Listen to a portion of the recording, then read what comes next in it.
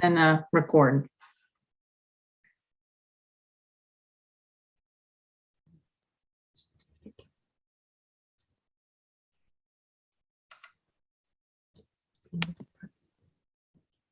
I like to leave it open somewhere so I can check on it periodically, make sure it's not being dropped, but.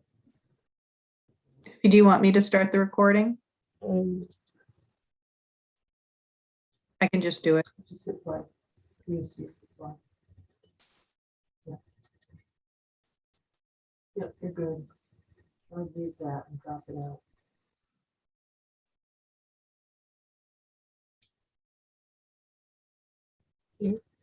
Yeah, that's just that on YouTube. Your stream doesn't. But you got it. You're good. I think she was telling you to record too, so that's the Yeah, upper okay. left. Okay.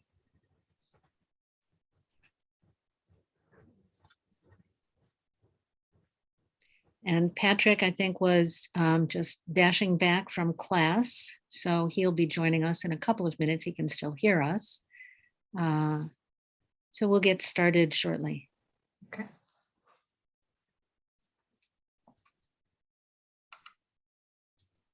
Debbie, I can just start the recording if you'd like. Oh, I thought it. I have the ability to do that. So I'm Oh, just gonna- Got it. Okay. So you ready to go? Okay. Well, thank you, everyone, and welcome to the March 16th meeting of the Planning and Economic Development Committee. I'll go around the Zoom and introduce committee members. First Ward Alderperson Brock is here. Second Ward Alderperson Brown is here. Third Ward Alderperson Gerhardt cannot be here tonight. Fourth Ward Alderperson Mailer will have his video on shortly. He's just returning from class, so he's doing double duty. And myself, Laura Lewis, Fifth Ward Alderperson and Chair. So welcome to this month's meeting of the Planning and Economic Development Committee. We will turn first to public comment. And I believe we have about 5 members of the public who wish to speak. And they will be let in alphabetical order. And I will just remind our speakers that there is a 3-minute limit on speaking. We'll try to give a heads up around 1 minute. We don't like to interrupt someone right in the middle of speaking, but we will try to give that 1 minute heads up to your time being close to expire. So the first speaker tonight Is Carolyn Hedlund, and she is in the room. Hi, Carolyn, you can go right ahead. Okay, wonderful, thank you. So having a home is one of the most fundamental rights a human being can have. In a city like Ithaca, where 3 out of every 4 residents rent the place we call home, we as tenants are often at the mercy of landlords and property managers who serve as gatekeepers to the housing stock. Finding housing is only half the battle. Tenants currently lack a right to remain and can be booted from our housing for the flimsiest of reasons or for no reason at all after a lease terminates. While there are many kind-hearted and even well-intentioned landlords in Ithaca, none of us is free from implicit bias, which may very well color how marginalized tenants are viewed, scrutinized, and ultimately judged as worthy of housing or lease renewal. Per the Ithaca Eviction Court study published in 2018, people of color were overrepresented in the filing of formal evictions with Ithaca City Court. And that, of course, says nothing of the informal or soft evictions, such as non-renewal. We know from federal studies that the vast majority of displacement from housing takes place extrajudicially, that is outside the court system, right? And non-renewal is one example of that. So I would again like to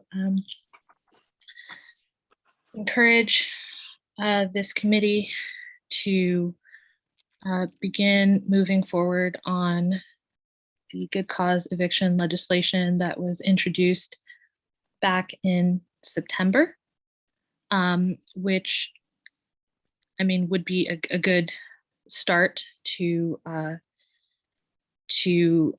enshrine a right to remain for tenants in Ithaca, a right to remain in our homes.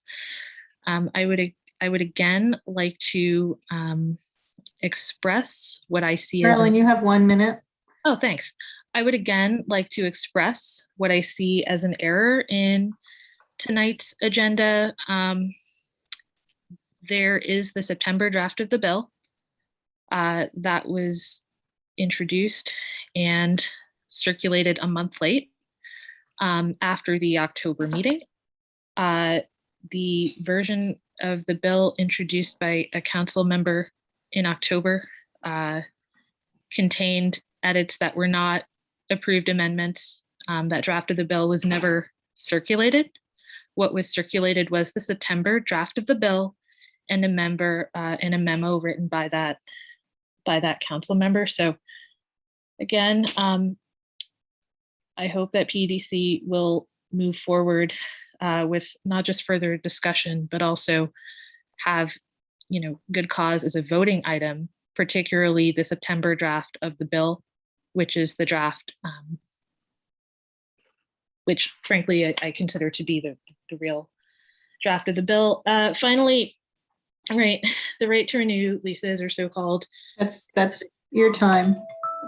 Okay, I'm just saying it's not just, a matter of equitable landlord-tenant relations. It is also a racial justice issue. And Thank you, Carolyn. Thank you. Appreciate it. welcome. Thank you. And I just want to remind the speakers that after the public comment period is done, I'll be removing them from the meeting, and you're welcome to continue to follow on the YouTube channel. Thanks, Lisa. Second speaker is Deepak Yango. Yeah, can you all hear me? Can y'all hear me okay? Yeah, if you're getting feedback, you may have to turn off your YouTube. Oh, yeah, sorry. Go ahead, we can hear you okay. Okay, cool. Also for time signals, if you could just like hold up like a finger when I have that 1 minute left, that'd be great. Cool. So, hey everyone, my name is Deeps. I am on the executive board of the Cornell Democrats. I am here as a representative of the Democratic Party in the city of Ithaca and the Cornell community at large. I think that Cornell Dems has worked with a lot of people here. We've worked with Svante, we've worked with Duxon, Jorge, Patrick, Robert Tantelmo, Phoebe. Many of you have gotten our endorsement in the past. You know that a Cornell Dems endorsement comes with weight. It comes with canvassing support, outreach support, and a lot of things that helped a lot of people on this council get to where they are right now. And I just want to unequivocally make it clear that our e-board has decided that anyone who does not support specifically the September version of Right to Renew will not be receiving a Cornell Dems endorsement in the future. We will actively be looking to throw our support behind people who do. At this point, I think that I want you all to know that by waiting this long on passing this piece of legislation, or even just bringing it out of committee, I think we are all in agreement on the Cornell Dems e-board that you have jeopardized the lives of BIPOC community members in Ithaca. I think people have been kicked out of their homes in winters. I've gone court watching. I have watched people be evicted from jail over Zoom. These are things that are happening. People's lives are being endangered. Waiting on this is no longer an option, specifically after the fact that a lot of you ran on being the most prepared candidates to discuss and debate the merits of these issues. I think it is just patently ridiculous that none of these have come to discussion in the broader city council since the September edit of the bill. I hear that the council is waiting on the decision of the courts in Albany. I just want to let you know that we didn't elect you to wait for an Albany court to pass laws. Again, by waiting, you continue to jeopardize BIPOC community lives in Ithaca every day. Also, the Albany city attorney seems to be all right with the bill anyway. I think there is no risk in having the bill be moved out of committee and discussed. Even if the bill is struck down, the city is not liable to any financial risk whatsoever. If anything, it would be a bold statement made by the city that they do stand with and that they do represent the actual people who live here and not just the interests of like a very like small cabal of landlords in the area, right? So on that note, I'm going to ask that I don't even need you to vote for it when it comes out. I just want you to move it out of committee so that it can be properly discussed and voted on. I think that's the least that the people of Ithaca deserve, and that is the bare minimum that the Cornell Democrats is going to look for before we decide on endorsements in upcoming election seasons. Thank you. Thank you. Next speaker is Logan Morales. Hey everyone, can you hear me all right? Yeah. Okay, awesome. I'm gonna go ahead and get started. So, city alderpersons and committee members, my name is Logan Morales and I'm a resident of Ward 5. I'm an undergraduate student at Cornell and the president of the Cornell Democrats. As such, I'm coming here as both a constituent and a representative of the Democratic Party in the Cornell community. I'd like to think that most, if not all of you, already support the underlying premise for good cause eviction, that tenants deserve the rights outlined in Right to Renew as a bare minimum, and that your council should be working to reduce housing issues, not allowing an impoverished status quo. Because of this, I want to express my and the Democratic constituency's utter disappointment in the lack of action that the Common Council has taken on this most vital issue. I get that there's been a significant amount of back and forth between certain clauses of Right to Renew, concerns of its legal legitimacy. I promise, I really do get it. I'm the president of a Democratic college chapter in a time when my party controls exactly 50% of the Senate. Negotiating and semantics is kind of our thing, but there comes a time when words must be met with action. And that time for action is not now. That time was in the January winter when the eviction moratorium ended and you did not meet it with support for your community. The city attorney of our state's capital in Albany is on board with Right to Renew. This legislation was crafted by policy experts who understand this stuff, and your constituents demand it as it is currently written from the September version. If that doesn't alleviate your concerns, then I hope the following will. Not a single member of the Common Council will ever again receive the endorsement of the Cornell Democrats if you do not support the original Right to Renew text. Logan, you have 1 minute left. Thank you. Candidates who are better equipped to pass the Right to Renew will receive our organization's backing and organizing. And I want to make something clear. I don't want this to have to happen. I've had the pleasure of meeting quite a few of your members, and I think you're all good people. And for those of you who I haven't met yet, I would love to meet you. We can talk about this, whatever, you know. But the Democrats at Cornell and in Ithaca are tired of this, and we're ready for action. Thank you. Thank you. Thank you. And next speaker? Well, the next speaker is, I don't see, Laurel Prime is not here. So it's Ray Schlatter, and should Laurel come, I will let you know. Thank you. Hello, Ray.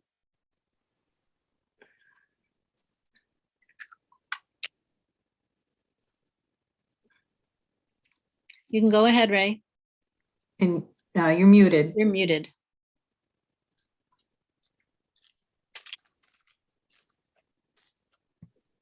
Is that better? Yes. All right, good. I hope my 3 minutes starts now. All right, thank you. I'm Ray Schlatter, and I'm a citizen of the city of Ithaca. I've lived here for more than 50 years, was on Common Council, and frankly, speak for more than just a handful of folks who might come here for 4 years and live on East Hill. I hope, though, that I capture their desires in larger measure, but I do want to emphasize that there is a large constituency out there in the community that has broader interests than what some of the claims are to optics and bold statements and what have you. I was going to speak with respect to just restricting my comments to 258.10, but I must confess that I was pleased to see the resolution that is proposed, the language that has been proposed, because I think that this committee has listened to the constituents, has listened to reason. And believe me, being a lawyer and being somebody who has carried my pocket constitution throughout my life, I am extremely a strong proponent of the rule of law. And in this era, when the rule of thuggery seems to prevail in Eastern Europe, I am pleased that here in the United States and in Ithaca, New York, we have actually taken a more sober and intelligent view of how to make the trains run. And I applaud you, because I think what is now on the table is consistent with the constitutional rights that we all have in this country. And it represents a sensitive balancing among the concerns that have been raised by a broad constituency and frankly, a broad economic force in this community. That is the folks who build, develop the housing that we do have in this community. Ray, you have 1 minute. Thank you, Lisa. It also reflects the realistic notion that tenants are intelligent people, especially student tenants. They do have the ability to decide whether they want to exercise their rights to the 120-day renewal period or they want to waive it. That's up to them, and they have every right. And I think you have carefully crafted legislation that strikes the balance between what is constitutionally acceptable, the right to contract, the right of individual rights, as well as the right, some of the other issues that have motivated this legislation. So that's all I have to say. And thank you. Thank you. Thank you, Ray. Thank you. Is there any response from any committee members? There's Well, one did we comment have any that other was, speaker? well, we don't have another speaker, but there is one commenter that submitted a comment that they wanted read into the record. Would you like me to do that now or before? Yes, please, Lisa. Sorry. Oh, no, that's fine. Hang on a second. Let me pull it up. Okay, this comment is from Teresa Alt. It says, in my opinion, right to renew legislation is perhaps the most important thing you could pass right now. I know it is not easy because you have so many of your supporters howling about their property rights. If you can't stomach a big fight, then skip the details and just pass a simple statement calling on the state legislature to pass their just cause eviction bill. After all, we have good legal minds to look it over, and it will benefit not just City of Ithaca residents, but people throughout the whole of the state. That's her full statement? That is. Okay, thank you. Did you have any other written public comments to read? There was another written comment, but they did not ask it to be read into the record. Okay, and I will just point out that it is the case, correct, that these written public comments will be part of our minutes. Correct. Okay. Okay, thank you. Now responses from committee members. Pardon me, Phoebe, I see your hand up. Go right ahead. Hello, good evening, everybody. I just would like to, from the bottom of my heart, thank everyone who spoke earlier for a good cause eviction. That whenever I hear you speak of BIPOC people rights and supporting us, it just warms my heart. I thank you from the bottom of my heart for making sure that we are acknowledged and supported, right? And it means a lot to me. It really, really means a lot to me. So thank you. Thanks, Phoebe. Any other responses from committee members?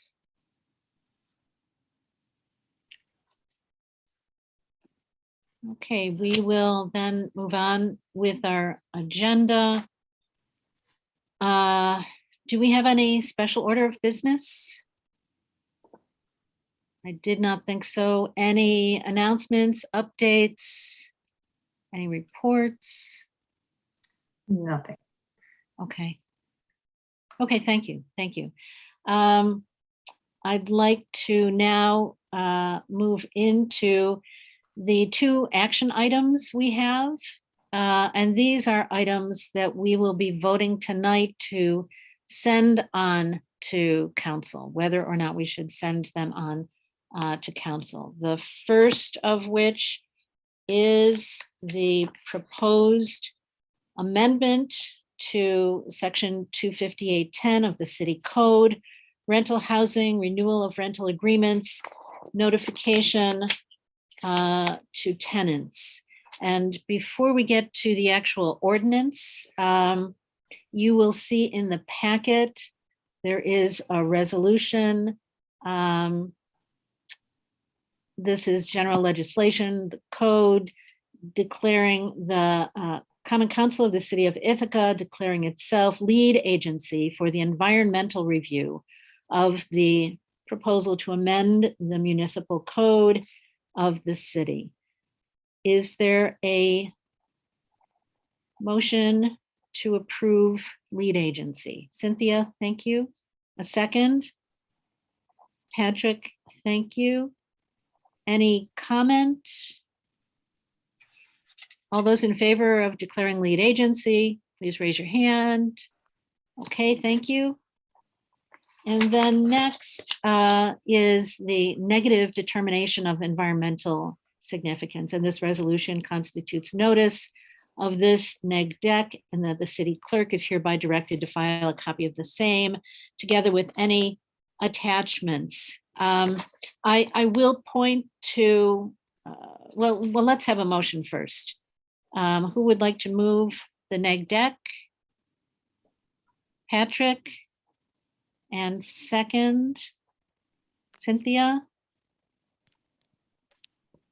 Thank you. I had one comment, and that is on the first page of the short environmental assessment form, the project information that is in the packet. I would just like to insert the word days. Brief description of proposed action. It currently reads, the amendment increases the waiting period from 60 to 20, and I would offer that we should insert the word days before a tenant will have an opportunity to renew a lease. Does anyone have any issue with that? Cynthia? Is it that they have the opportunity, or they would be asked to renew the lease? Well, we'll, I think, get into the ordinance. I just wanted to clarify the period of time that we're discussing, and it does not include the word days in here. So maybe your comment, tell me if you don't view it this way, but is relevant once we get into discussion of the ordinance itself. Well, the ordinance says the landlord shall provide 120 days written notice before requesting to renew the lease. So I don't think the word opportunity is correct. So perhaps, is it a matter of replacing that area with section A? Well, let me just, if I may, go back to the short form where I have requested, if anyone has any question about adding the word days to the brief description of proposed action, and then we can turn to, I'm just asking to insert the word days if anyone has any issue with that. No. Okay. So I don't think we voted on neg deck. All those in favor? Patrick, did you have a comment? Oh, you're voting already? Thank you. So- Thank you. All those in favor? Wait. So wait a minute. Will this reflect the proposed action after we vote on the proposed action? Because this description is inaccurate. No, I don't believe so. Okay. when Well, you I say guess the it really doesn't description matter. is I don't want inaccurate? to, it's okay. I don't want to spend more time on it. I don't think it makes much difference anyway. Well, let's vote on the short form. Can we do Okay. that? The short form is a supporting document to the neg deck. So, I mean, if you want to vote on the wording of it, or I can change the wording of it, whatever you would like. It's fine. All right. Are we prepared to vote on the negative declaration? Okay, all those in favor of council as lead agency hereby determines that the proposed action at issue will not have a significant effect on the environment. Please raise your hand. Okay, that is unanimous. Thank you. And let me just take a step back for a moment. I don't recall if I mentioned this before the recording started, but Alderperson Gerhardt cannot be here tonight. He has a conflict. So there are 4 members of our committee present tonight. Okay. So now if we can turn to the actual ordinance to amend chapter 258, rental housing, and I'll open it up for the discussion. I'm happy to kick us off and sort of come full circle back from December. So in great summation of everything that's happened, this bill in relation to current code does change significantly from the February version that I had proposed. This version, especially after taking legal counsel, speaking with our city attorney, and speaking with folks about the legality of removing the waiver and increasing the amount of days, there were substantial just threats we thought were to people to keeping the waiver.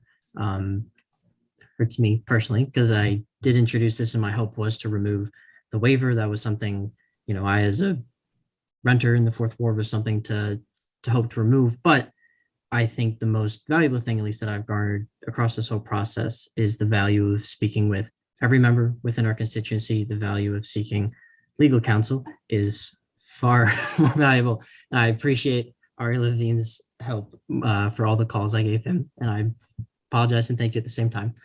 But this bill or this ordinance as proposed does reinstate the waiver to protect it in sort of the terms of constitutionality. However, the 60 days is going to extend to 120 days for those who do not waive it.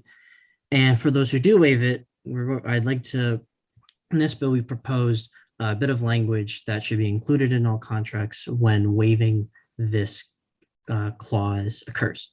So within the current bill that's in the agenda packet, that language specifically says, by initialing here, I fully understand and willingly waive my rights to 120 days written notice in advance pursuant to Ithaca City Code, blah, blah, blah, blah, renewal of rental agreements, notification to tenants. I wish to ask if we could amend this language ever so slightly after speaking with other council members and speaking with constituents about that still creates a step of, I know what that means because I've been looking at this for the past couple of months, but the vast majority of people do not know what Ithaca City Code Chapter 258-10 subsections 1A through 3 mean. So I would like to suggest that we include, and I'll say what's already there, and then what I'm asking that we amend to include. What's there says, by initialing here, I fully understand and willingly waive my rights to 120 days written notice. So that's what's there. I would ask that we please also amend to include, in which I am entitled to renew the current rental agreement have the residential unit not shown to prospective tenants, and prevent a rental agreement with new tenants within 120 days. That's the end of what I'm suggesting. And then continuing with what's in the packet in advance pursuant to Ithaca City Code, Section 258-10, renewal of rental agreements, notification to tenants. So that's a little bit of language. I'm realizing I didn't CC Ari and that I sent to council earlier today. I apologize again, Ari. But I will also drop it in the chat and can read it out loud one more time if Thank you. that's helpful. Yeah, that would be Um, helpful. Yep. So I'm going to drop that in the chat right now, right there. And I'm going to just read that out loud one more time to hear what it sounds like in full. But the subsection B, further sub 3, by specifically including the language of the contract, by initialing here, I fully understand and willingly waive my rights to 120 days written notice in which I'm entitled to renew the current rental agreement, have the residential unit not shown to prospective tenants, and prevent a rental agreement with new tenants within 120 days in advance pursuant to Ithaca City Code, Chapter 258-10, renewal of rental agreements, notification to tenants. So I apologize for that mouthful. But the very short of it, of the reason to do that is to make it that much easier for tenants and landlords when they're having a discussion about their contracts, that everybody doesn't have to take out their phones and be like, well, what the hell is 258-10 again? And it just says it right there, so that it's a little more explicit and clear to understand. So I believe I have to, Cynthia, I don't know if you had a comment, but I believe I have to move to make that amendment. And I second. Great. And then, yes, Ari, sorry. Thank you. Yeah, obviously, adding additional language there. I don't see any legal issue with adding language. I do want to ask, the language you just proposed includes the words "in which I am entitled to renew the current rental agreement," and in the 258-10 prevents the landlord from seeking a renewal during that time. I know you recognize that, but I wonder if this language is actually a little misleading for tenants to tell them I'm entitled to renew during this time, when in fact the point is that they are entitled to wait until the end of that before they might seek a renewal. That's completely my bad. I kind of took the 3 prongs and then put commas and semicolons through them. So what Ari said is entirely what I intend. So I guess to further amend that. So the question then becomes what language to use there. The other point obviously is that 258-10 is drafted in a way that says that tenants don't have to renew during that first 120 days, right? It doesn't say that they definitely can renew, which is the subject of a separate conversation that this committee has also been having. So we may want to come up with language that gets at those 2 points effectively for that spot there, which I'm happy to help think about. I totally get where you're trying to go, but anyway, yeah. Thank you, Ari. So Cynthia? Yeah, so following our last meeting, I did send language around that basically reiterated all of section 258-10A into the waiver itself, basically duplicating the language. And I would suggest doing that here so that we're actually not adding any new words. And I do believe I sent that out the night of our meeting. I can find it and send it again. I remember what day our meeting was. And Patrick, do you remember reviewing that? Yeah, I don't fully remember. Cynthia, I remember you sending that, but I don't remember word for word it said. It was last month's meeting. It's exactly February, so it should have been February 16th.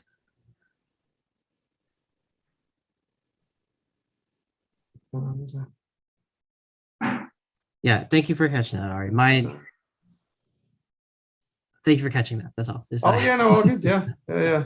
I'm just trying to think, because I can see that your goal is to propose language that summarizes rather than quotes. I can see it done either way. I don't think Cynthia's wrong to do. I think it's also, I don't think you're wrong to summarize. I just think if you're going to summarize, we should come up with slightly different language for that first clause about an entitlement to renew. So I just resent it. I can drop it in the chat.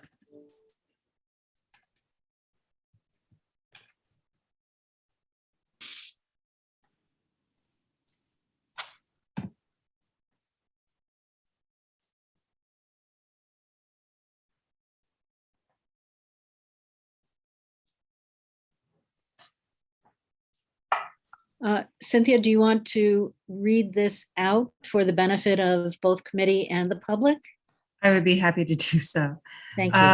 As per chapter 258-10A of the City of Ithaca City Code, landlords shall provide a minimum of 120 days written notice to current tenants of a residential unit before doing any of the following. 1, renewing the current rental agreement. 2, showing the residential unit to prospective new tenants or otherwise suggesting to prospective tenants that the unit is available to rent. 3, entering into a rental agreement with new tenants, period. By initialing here, blank, I waive my rights to 120 days written notice in advance of the above and hereby allow the landlord to advertise and or rent my unit immediately for the following lease term.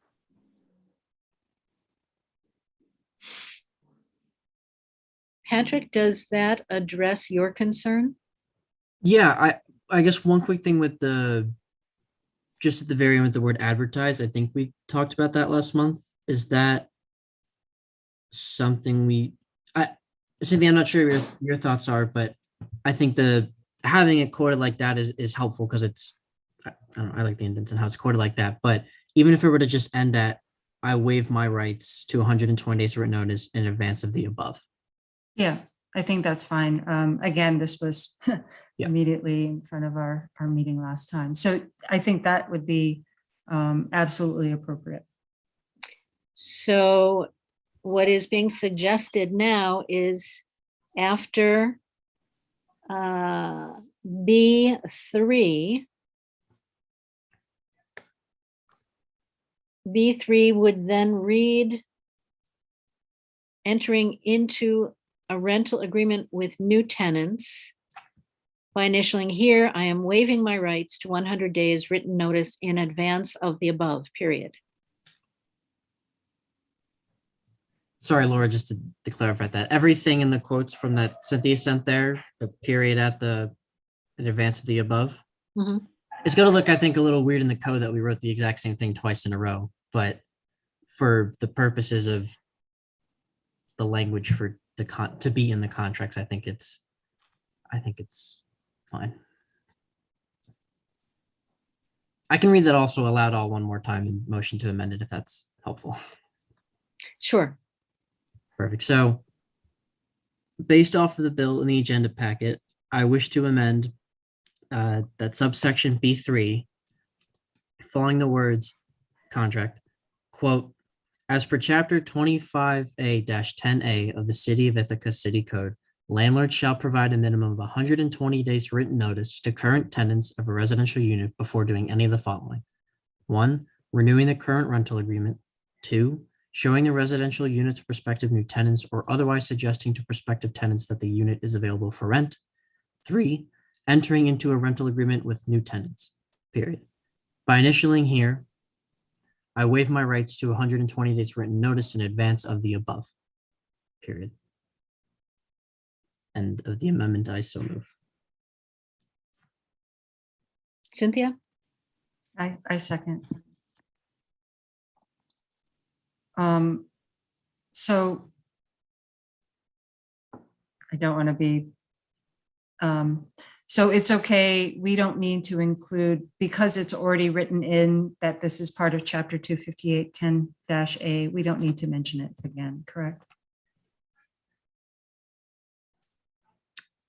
I think Patrick did just mention it. Yeah. Yeah, well, I think in the quoted language, since we're fully replacing it, it only says 258-10 once.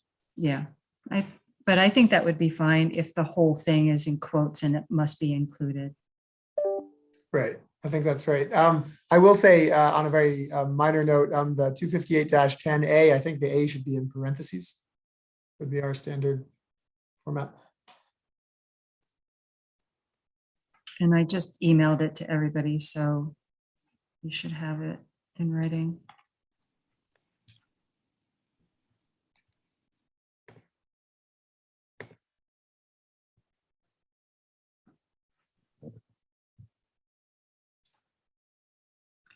Laura, do we need to vote on that amendment? Yes. And I will ask for roll calls on these votes. I think that will be helpful. So the, On the amendment? yes. Okay. So the amendment, Cynthia, you just sent language. Has everyone had opportunity to look at that language?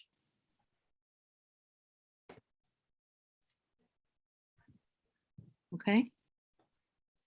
So I believe a roll call is appropriate for the amended language, and then we'll vote on the motion, the ordinance rather. Right? Sure. Debbie, do you mind doing the roll call? Or Lisa, either? When we say the amended language, again, the amended language, in particular in the form that Patrick just read. Correct. So roll call for the amended language in the form that Patrick just presented. Cynthia Brock, Aye. Patrick Miller, Aye. B. Brown, Aye. Laura Lewis, Aye.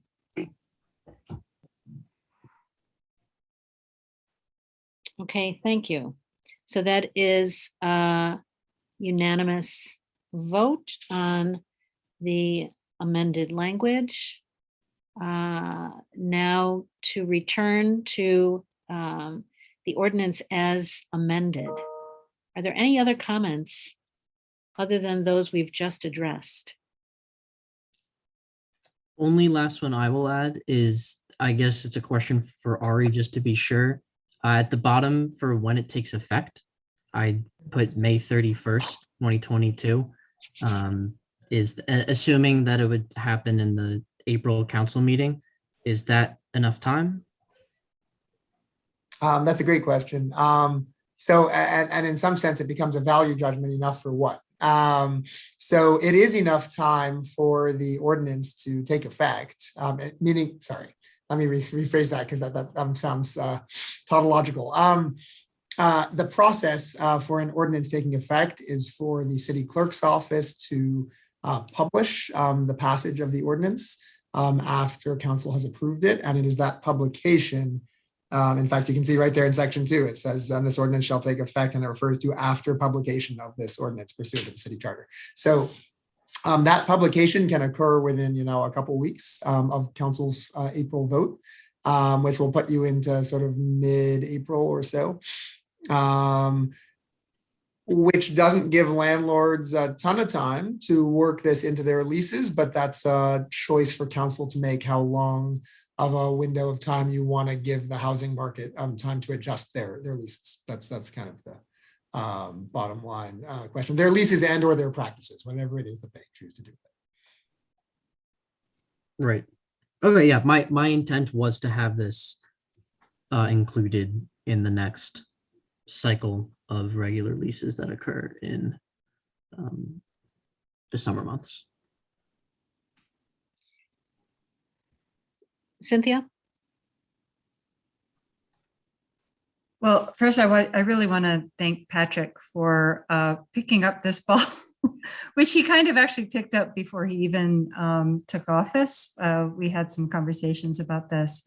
And so I appreciate his leadership on this, and really thinking through and doing a lot of research and reaching out to tenants, to attorneys, to landlords, getting input from all sides. I think we've had hundreds of hours, it feels like hundreds of hours of conversation on this with various individuals.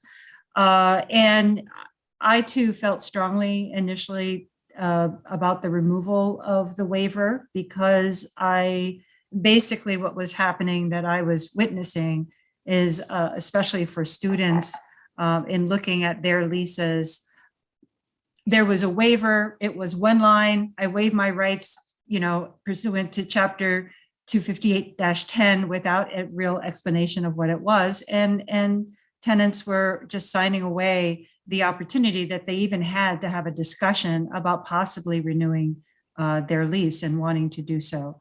So I recognize the good work of Ray Schlatter and his colleagues who brought forward a differing legal interpretation, reminding us, as Donna always had also with regards to the right to contract, and recognizing the importance of the waiver. By having this extended language, by incorporating the full details of what we had hoped to accomplish with this, what it will do is inform the tenant and perhaps elicit a conversation with the landlord about what the tenant hopes and expects. I know a lot of landlords say, look, these students, they don't want to renew. They're not interested in this. Why are you interfering? But I do believe, and I think COVID has shown, that there are a lot of students and even young people who aren't students who live here who would like to renew and have an opportunity to have some time in their unit before being required to renew. So I think this newly rewritten waiver does that, and I think it's much better as a result of this process. So I want to thank Patrick and others for all the time. And Ari, I know you've spent a lot of time with Patrick talking through this. So I really want to express my gratitude and my support for this change.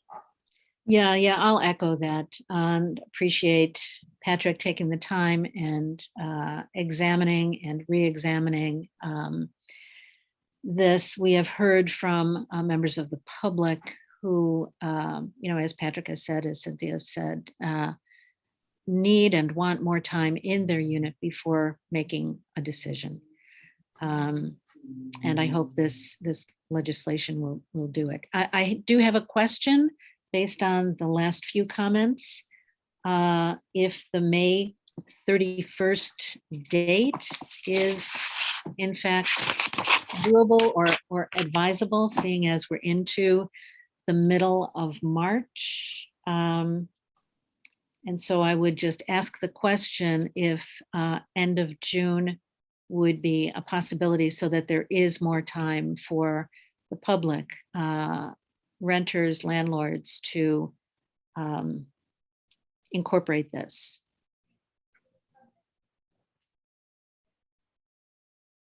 Cynthia? I suspect that there are a significant number of leases that initiate in June.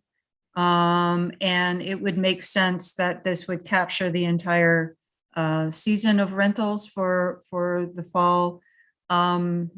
If by leaving it at May 31st, it would capture those rentals, and perhaps an appropriate action would be to advertise this, to reach out to the Landlord Tenant Association, reach out through an educational format of what is coming so that it could be incorporated in those lease agreements and capture the June rents.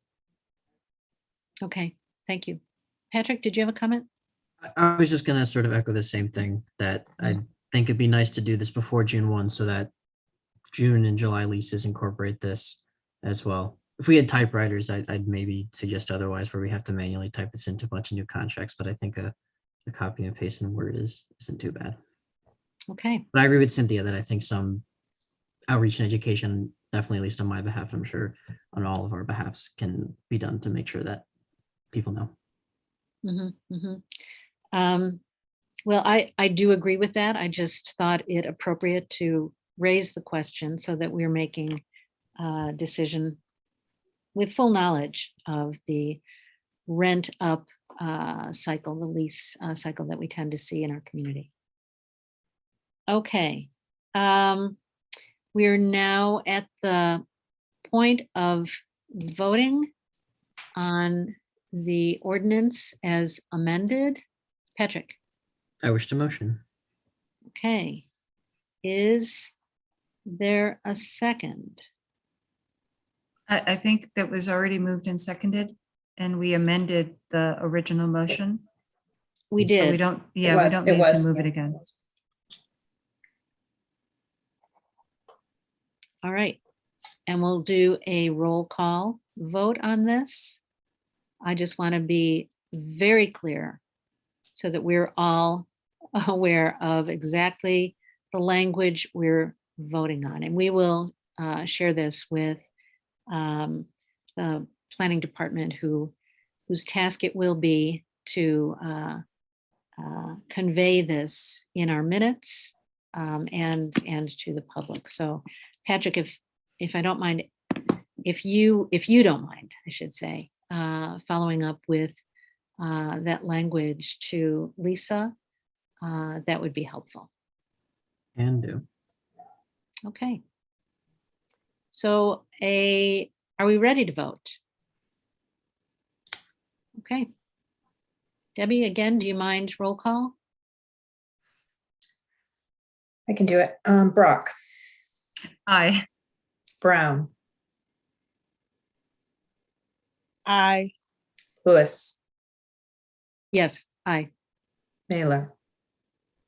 Aye. Okay.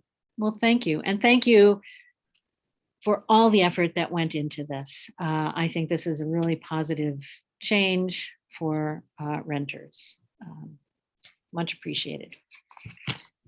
All right, moving on with our agenda. The other action item we have is the proposed acceptance definition of climate justice community.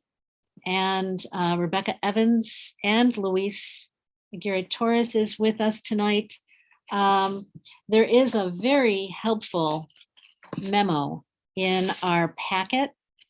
And also included in the memo is a copy of the Common Council, pardon me, resolution from June 5th, 2019, in which the Common Council adopted by unanimous vote the Ithaca Green New Deal.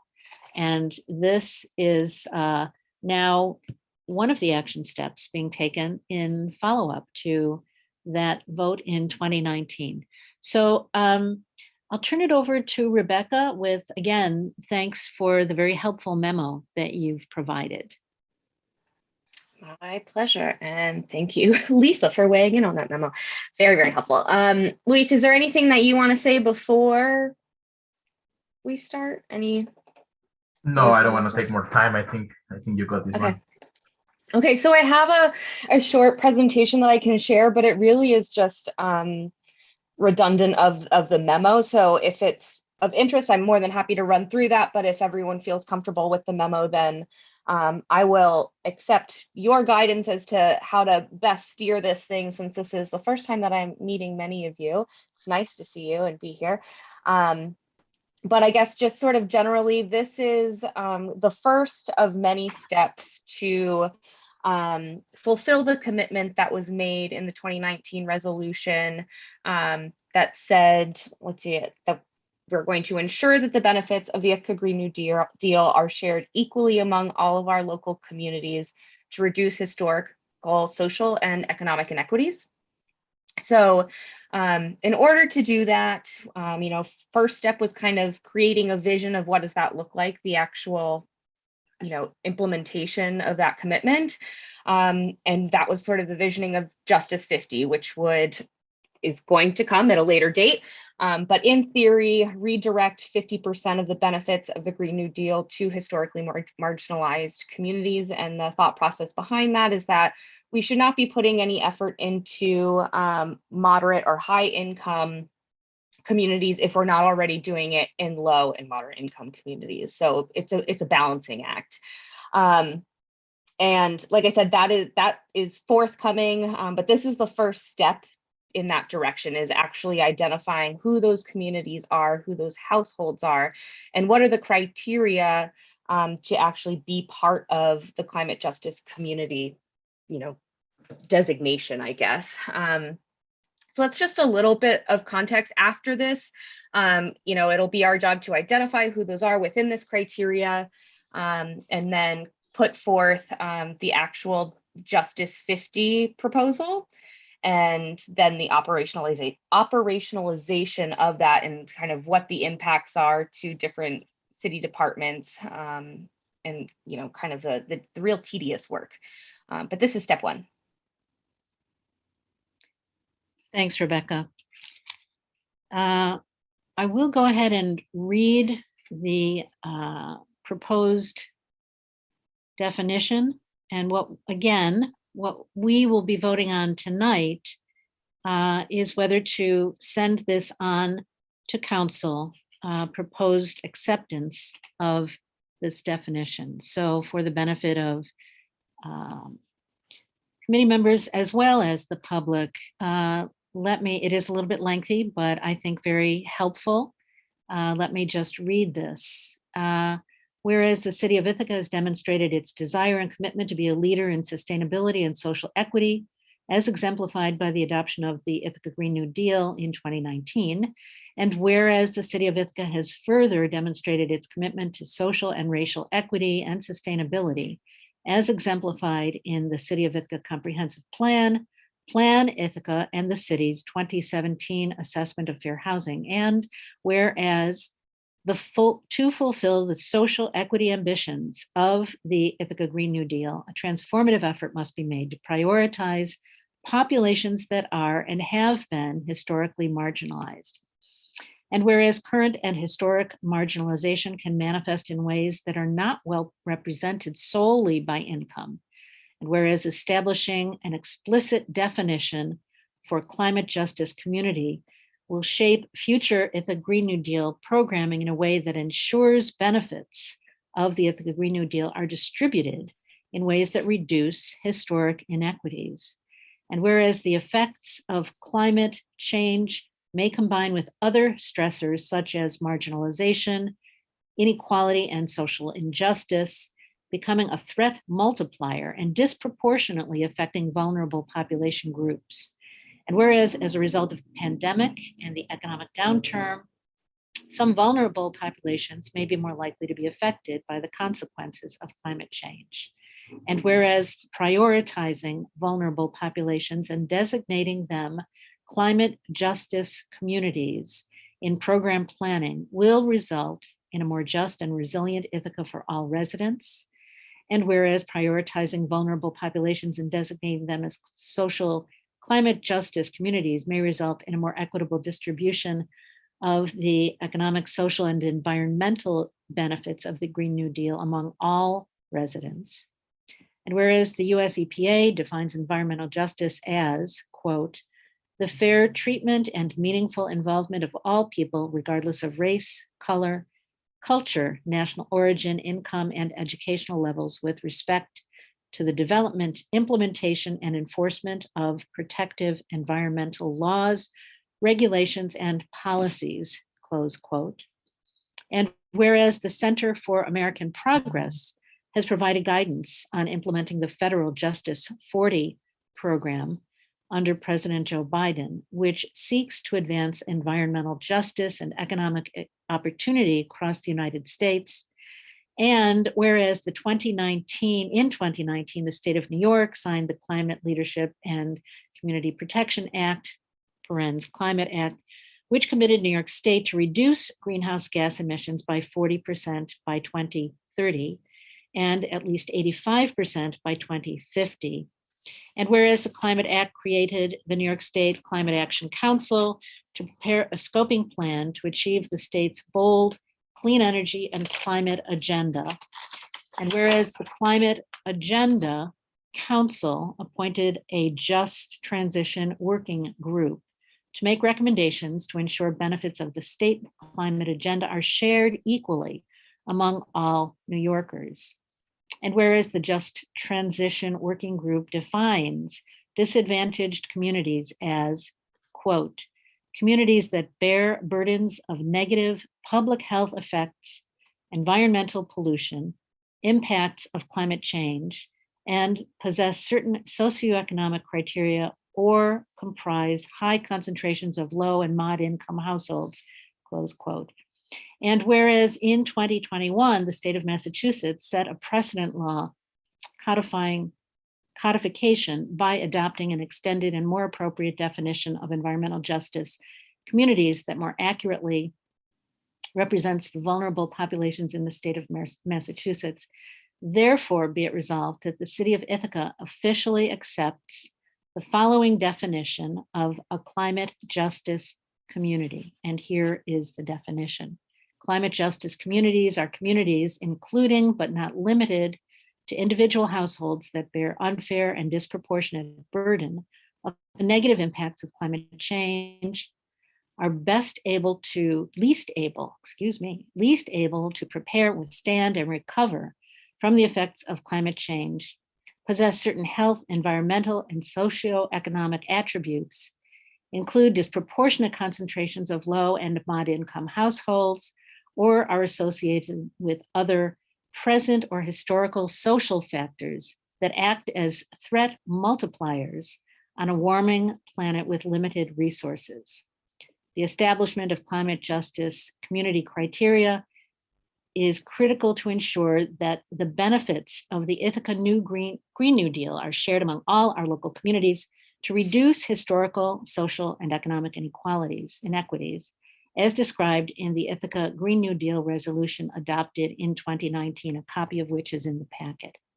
For a household to be considered a climate justice community in the city of Ithaca, it needs to meet at least 2 of the following criteria. And I won't read all of the criteria that is available, that's in our packet, is available on the website. For a neighborhood to be considered a climate justice community in the city of Ithaca, it needs to include at least 51% of households classified as climate justice community. Resolved that the city will continue to support the development and implementation of strategies to accelerate the development of programs to meet the goals established by the Ithaca Green New Deal. Sorry for the length of this, but it is all very, very relevant information, so thank you. And I so move. Is there a second? Cynthia, thank you. And discussion.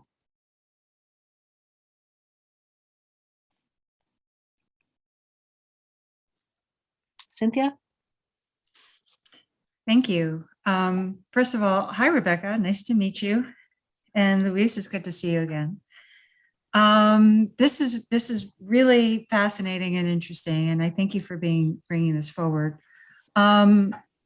Before I talk about what the definition that is proposed here, I guess I have some general overall questions. The New York State DEC just, I believe, announced today that they themselves are putting out a definition for a climate justice community and are receiving comments on that definition. Is this based on the definition that's being proposed by New York State? The short answer is yes and no. The short and confusing answer is yes and no. So given the history of Ithaca and gentrification that's happened in the city, a lot of individuals, households, and communities are left out of the definition that the state is proposing. So the way that we are looking at this is the city is filling in the gaps for the households that would otherwise be left behind.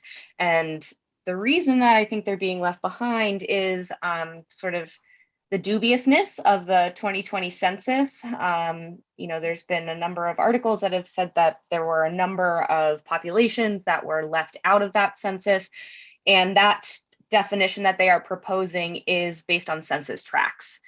So if you look at the actual map of what communities would be considered disadvantaged communities, which is what the Climate Action Council is proposing, only a very, very small portion in the southwest of the city would actually be considered a disadvantaged community. And I think, we all know that that's just simply not true, that there are a number of other households that would benefit from something like this. As far as the individual criteria, it is similar. This was written before that came out. However, there was guidance from Justice 40 and from sort of some other materials that were released by the Climate Action Council. But I believe that definition of disadvantaged communities just came out on March 9th.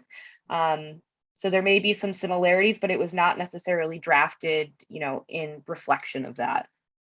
And if I may add, just the federal government is proposing the program Justice 40, which is requiring that most federal government programs will redirect the benefits of the fight against climate change by 40% to disadvantaged communities. But then it's a vague enough definition, so it allows the states to further clarify, and that's what the CLCPA is trying to do. But then again, it does not consider the specific characteristics of the population of a number of cities in upstate New York. And so what we're trying to do is to do that. So it goes federal government, state government, city government. This definition includes all the elements of Justice 40 at the federal government and will include all the elements of the definition that was published by the DEC. Okay. Could you tell me a little bit about how do you define a community versus a household? So is this going to be based on census tract? Are you just looking at sort of creating your own neighborhood based on identities? How is a community identified in the city of Ithaca? No, that's a really great question, and something that we went back and forth about for a while.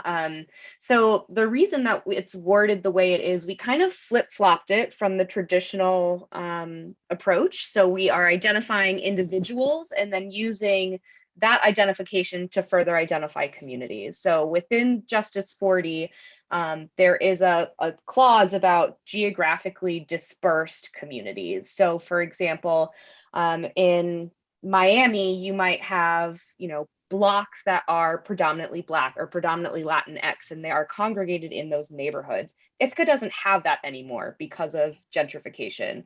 So we're hoping that we can identify those communities by individual households that are then represented once we have identified, them all over the map. So that's answer to, I think, part 1 of 2. The second part, I think, was how are we identifying those households or those communities, however we decide. And the short answer is that a lot of this data does not exist already. So we are going to have to collect that data. We, as in the city, the sustainability office, are going to have to collect a lot of that data. Some of it is readily available, income, demographic information, but there is some that's missing, and we will have to suss out. And we're hoping to essentially do a community-wide census survey, tapping into some of the resources that our local organizations have, whether that's people power or data that they have that we don't.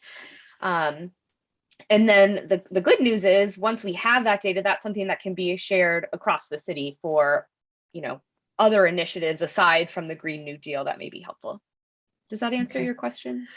Yeah, I mean, I think, right, how do we gather this data? A lot of this data is very, very specific that you have articulated here. I can't help, and I'll look at Lisa, I saw that last bullet point and I'm like, wait a minute, rental housing that has not been inspected in over 10 years, but I wasn't quite sure how that got onto the list. And is there a projection that this is an issue in Ithaca, and why was this included? So, I'm not quite sure of the judgment made there. Or maybe there's an indication that is an issue, and this is something that we haven't been paying attention to. So maybe it is important to include it. So I was really curious about that, because in some ways I feel like to qualify with just 2 of the following criteria, I think you could, have almost the entire city fall into this definition, frankly, depending on how you define a community, right? So, because a lot of these definitions are really, really broad. I don't know how, what is an isolated person based on age? Does that mean, I don't know what that means, right? We could very loosely fit the entire city into 2 of these things, I think. So, and maybe that's the intent, but that was kind of what jumped out at me when I saw that. No, I think that's a fair assessment. And one of the things that we have acknowledged is that, especially in reference to that last one, that we would expect that a resident would fulfill other criteria in addition to that. So if there is not data that we are able to get, for example, I know that there's a backlog of, there's difficulty with inspections, building inspections, that sort of thing, that we would expect a household to fulfill other criteria where data is more readily available.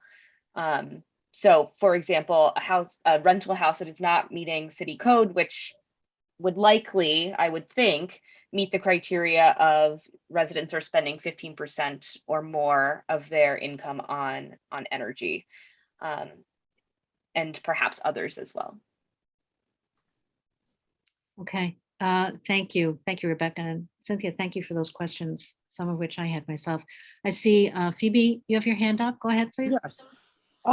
So my question is, so for a very long time, like now that I'm involved in this work, I'm trying to bring myself up a lot more on understanding a lot of this language and this stuff, because, I come from a community that, like, climate change is sometimes not, this whole environmental stuff is not the priority of us having that as the first front. First, we're worried about, paying bills, just surviving. So, my concern is these communities that you call communities that aren't who haven't been acknowledged in this thing, and we know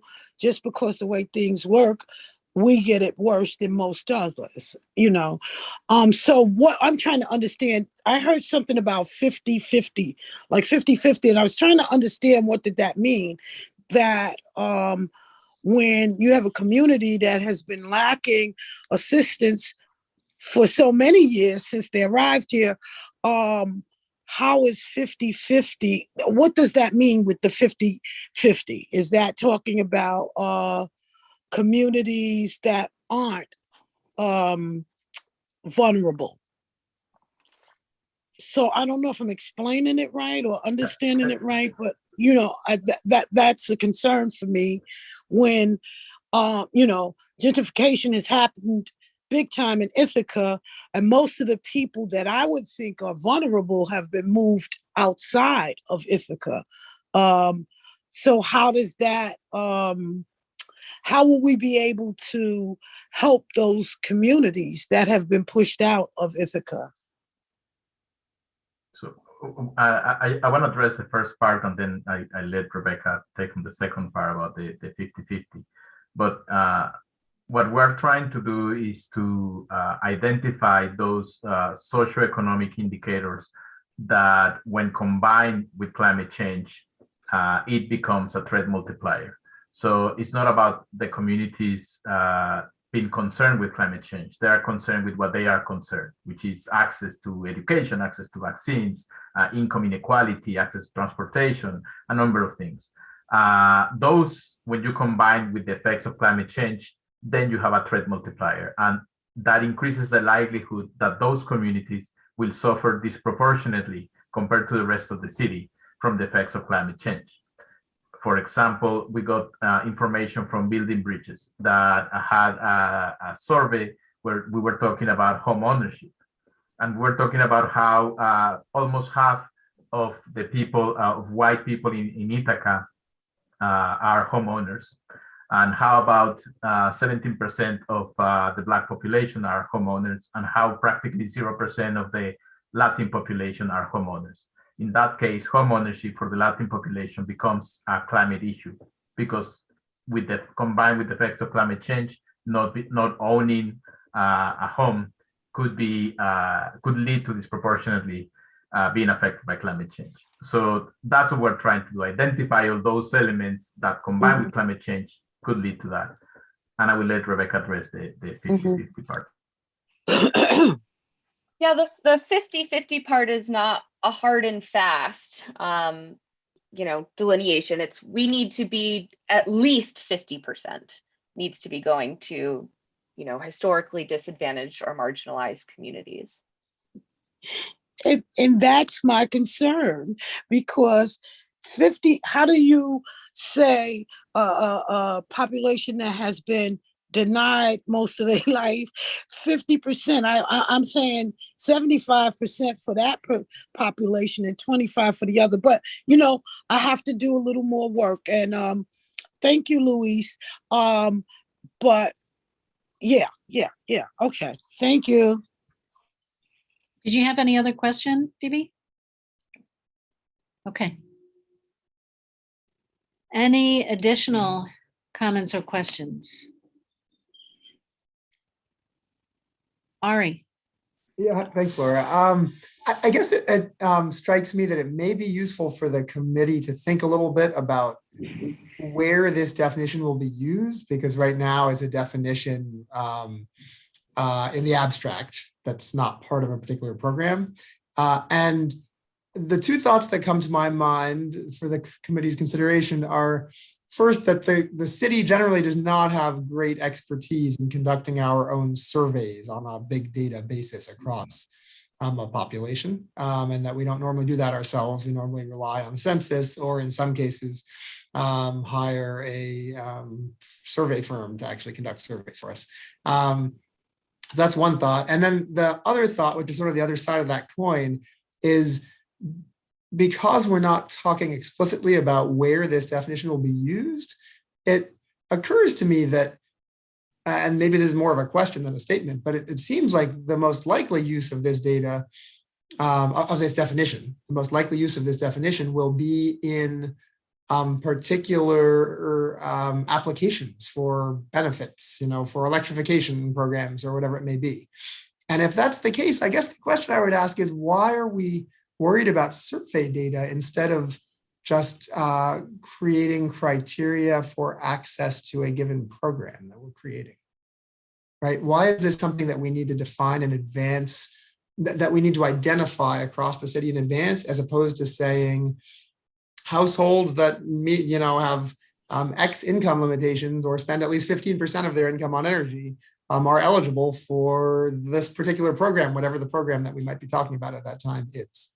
So that's sort of my my question along those lines. If you were to recognize, if you were to identify those that are likely to be, suffering from the effects of climate change in a disproportionate way, then you can think about, what the city will need to do and invest in terms of providing protections for those members of the community. If you identify them, if you create a definition and you identify it, that counts as a climate risk disclosure. And a climate risk disclosure, according to the new guidelines by the Treasury and the Federal Reserve, would allow the city to negotiate better rates when trying to borrow money, for example, would increase the city's rating, actually. And this is something that the Treasury published just, within the last couple of weeks. But right now, all of these actions actually count as a climate risk disclosure. So there is a benefit that goes beyond the Ithaca Green New Deal, that goes into how we're going to fund, some specific projects when we issue bonds. That's one of the benefits. And the other one is, we expect to to work hard. Actually, I don't think it's going to be an easy project, but the next step is the operationalization of this definition, and therefore the creation of the program Justice 50. There's going to be a number of projects and programs coming along, and for each one of them to create a different criteria may not be as efficient. So we believe that if we were to create a definition and then define the operational rules for Justice 50, we might be able to apply these with exceptions to most programs in the city, particularly the Ithaca Green New Deal. So those are the two main reasons, Sarah. Mm-hmm.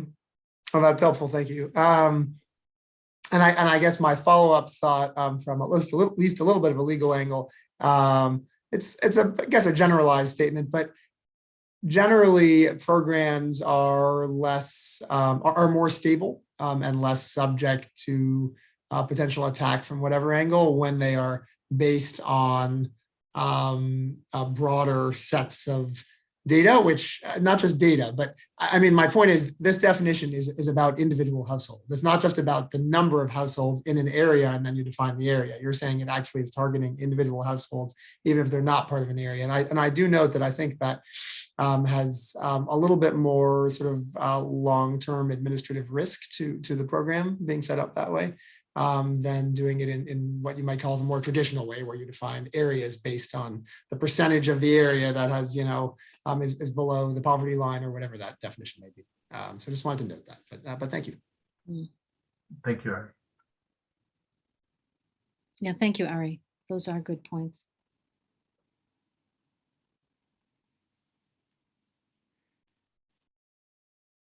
All right.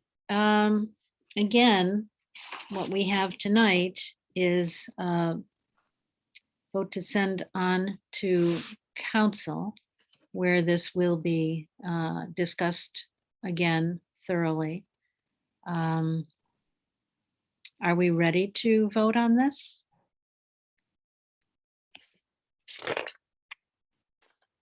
Okay. It's been moved and seconded. We've had discussion. All those in favor of voting to send this acceptance of the definition of climate justice community resolution on to council, please raise your hand. Okay, and that is unanimous. Thank you. And I do look forward to the discussion of this also at council.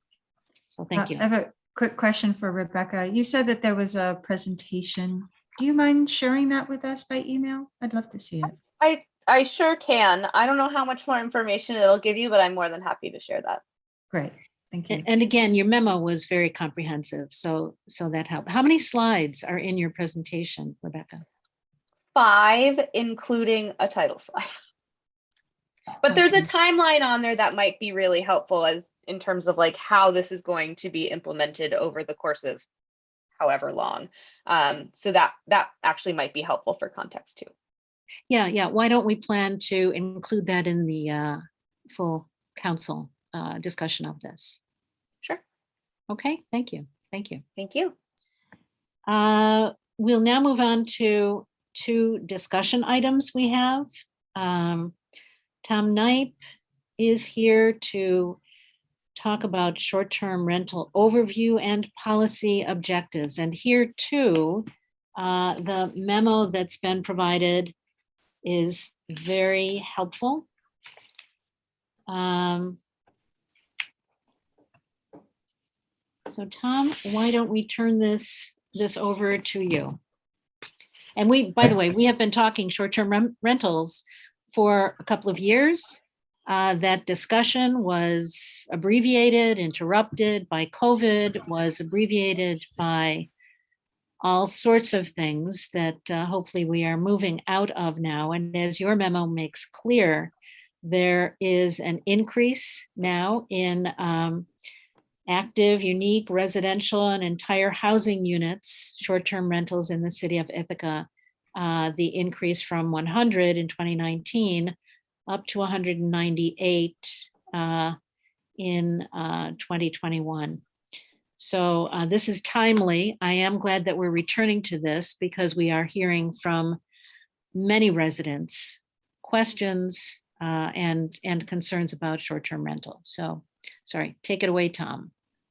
Thank you, Laura. Thanks for reminding me that we've been here before. The last time was March of 2020, and we all know what happened shortly after presentation. So it's been on our minds a while. It's good to return to it. So I have a presentation that I'll share. I know we don't have a lot of time, but I thought this might be a way to just briefly provide some additional information and overview to the topic. So really the goal here tonight is we're seeking input on policy objectives and a schedule of activities for possible short-term rental regulation. And we're also collecting questions in areas where more information is needed. So looking forward to discussion. Here's some data in addition to what was in the memo we've been able to pull together It's, there's data is hard to come by, actually, I should say. So this is from a few different sources. None of it is perfect, but hopefully it paints a picture. And as Laura said, there are a number of units in the city of Ithaca that are being rented out as short-term rentals. These definitions, active, unique, residential versus active, unique, residential, whole home, come from a service that the county purchases called Harmari. It's one of those short-term rental compliance and monitoring software solutions that they have access to. But that's not the full picture of what we're seeing. By extrapolation, I'm estimating that there's well over 400 total short-term rental listings in the city. And the reason for the difference is a whole bunch of listings fall out when you limit it to the active group, because an active listing by Harmari's definition is one where it's rented out 70% or more, or excuse me, it is available on the platforms to be rented out 70% or more of the time. A lot of rentals that are just available on the platforms for much shorter periods. So that's why the number is greater. The average nightly rate is about $221. For active rentals, median monthly earnings for whole home rentals in the zip code, again, this isn't the city, but the 14850 zip code, which is a little bit larger than the city, is around $3,000 per month. And the estimated gross annual short-term rental revenues in the city of Ithaca is just over $5.7 million. I did a little calculation. If that number is accurate, what should we be collecting from short-term rental properties in occupancy tax? 5% of 5.7 million is $286,000. We are collecting a very tiny fraction of that right now. So in thinking about crafting, policy objectives for regulation, it's important to, I think, understand that there are likely some positive aspects, some benefits to the community of this activity, as well as some potential negative implications. So some possible benefits: increased overall tourism and associated revenues to the community. There is some evidence that people like staying in Airbnbs, and having a lot of Airbnbs here actually supports an increase in tourism overall. The short-term rental activity does allow our residents to get income, directly from our local tourism activity. Presumably, if we can work out the issues with room tax compliance, then we would see an increase in city room tax revenues. The county does see an increase in county room tax revenues already because they have a voluntary collection agreement with Airbnb, and those monies support a lot of things that we care about in the city, those county room tax revenues. And then I think this is important too: increase lodging supply without building additional hotels, especially around peak demand periods. There is a long history in our community of people renting out their homes during Cornell graduation weekend and other busy weekends during the summer.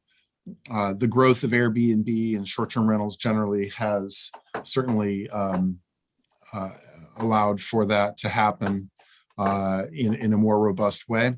And that's good because people can stay in our community rather than staying somewhere else. And those are revenues that we're able to capture in our local economy. What are some possible negative impacts? As the memo points out, I think one of the things that we're most concerned about and thinking about in the planning department is the impact on housing supply and affordability. Some other potential negative impacts are impact on the formal lodging industry, impact on neighborhoods, and health and safety concerns. I think it's really important as we have this discussion and as we continue to discuss short-term rental regulation, that we are clear when we're speaking and when talking about this, that we're making a distinction in our own minds and the way we talk about this between different types of listings.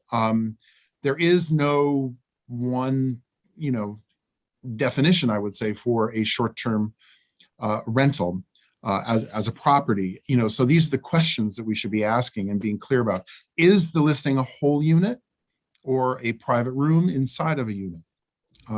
Most of the listings in the city of Ithaca are whole unit rentals. Number two, is the listing in full-time use as a short-term rental or occasional use? And properties, probably most of the properties in the city of Ithaca that are rented out as short-term rentals are in occasional use, meaning they're probably occupied most of the time by a long-term tenant who vacates their home for Cornell graduation weekend, for example, and allows an Airbnb guest to stay in their home during that time. So, which of those is it? Because again, the impacts and benefits may be different depending on which type of, whether it's in full-time use or occasional use. 3, is the listing an accessory dwelling unit, a single-family home, or an apartment? Those questions will become very important as we craft regulation. Number 4, is the listing hosted or unhosted?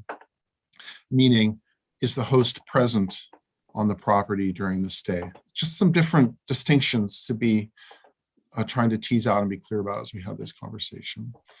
So I pulled this map today from AirDNA. We have a very inexpensive subscription service. Anybody can buy it to this market, Airbnb market data website. Pretty clear here. By the way, purple is whole home rentals. Blue are shared or rather private room rentals. And it's pretty clear just at a glance that we have short-term rentals in most residential, well, pretty much in all residential neighborhoods in the city of Ithaca, with particular density in the downtown neighborhoods. Let me also point out that what this map does not show are which of these properties are available full-time use as short-term rentals, and which properties are just occasionally used as short-term rentals. We don't have that data at our fingertips. As I mentioned in the memo, there is draft legislation, a bill proposed. This bill's been on the books for several years now, or versions of it. The Assembly and Senate are discussing it. It's not clear to me on what the likelihood of passage is, but these are just a few things that are in that state legislation. I think it'll be important that we monitor that. Part of the reason that we're, looking to put, work and labor into this this summer is, we'll know by then, whether something passes in the state legislature during their legislative session. I'll provide these slides to you. You can also follow the link in the packet to go directly to the bill. So getting here to the discussion, to ban or not to ban, for a lot of communities, and I would suggest ours, that's maybe the wrong question. These quotes are from an industry expert. We've got a lot of other cities have enacted short-term rental regulations. So there's a lot of models that we can turn to and look at, including a lot of models in New York State, and 2 right here in Tompkins County, Town of Ithaca and Village of Cuga Heights, that both passed short-term rental regulation. What I think the proposed policy objectives for discussion tonight do is take a balanced approach that hopefully allows the community to accrue some of the benefits of the activity that may be beneficial for the community, while eliminating or mitigating some of the negative impacts. So these are the policy objectives. They're in your agenda packet. And so hopefully you've had a little bit of time to peek at them and think about them. I won't go through it line by line here, although I can certainly put this slide back up when we get to it. So with that, we're really eager to get your input on both the possible policy objectives and the possible timeline for further staff work on this. Lisa Nicholas is here as well. Unfortunately, Megan Wilson, our zoning administrator, is not here. But the reality is, we really would like to focus the discussion tonight on the policy objectives, because that will sort of give appropriate guidance to staff about, how to proceed from here. This is an issue that I've been around for 10 years, and it's very, very easy to go way, way down in the weeds really, really quickly. So we're hoping to, keep it at a high level tonight to the extent possible. Stop sharing. Thank you, Tom.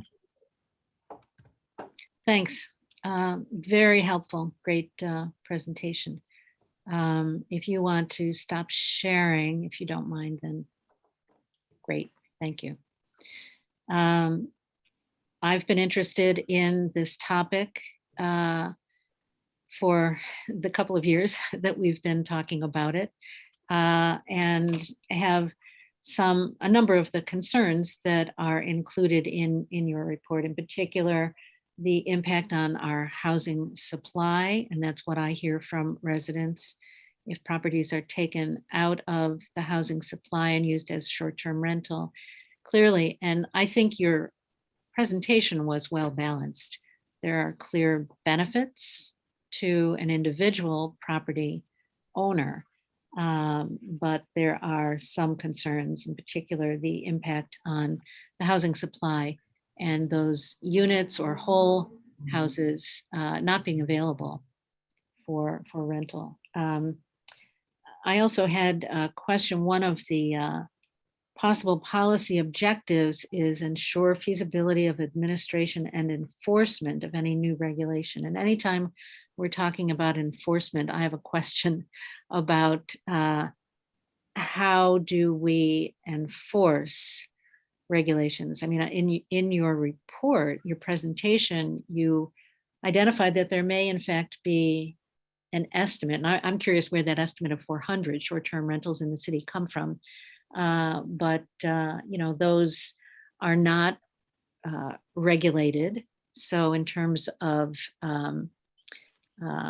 health and safety of those units, those are not being regulated. So could you comment on, first of all, the enforcement question and what your thoughts are and what you see and hear from other communities about short-term rentals taking housing off the market for other residents?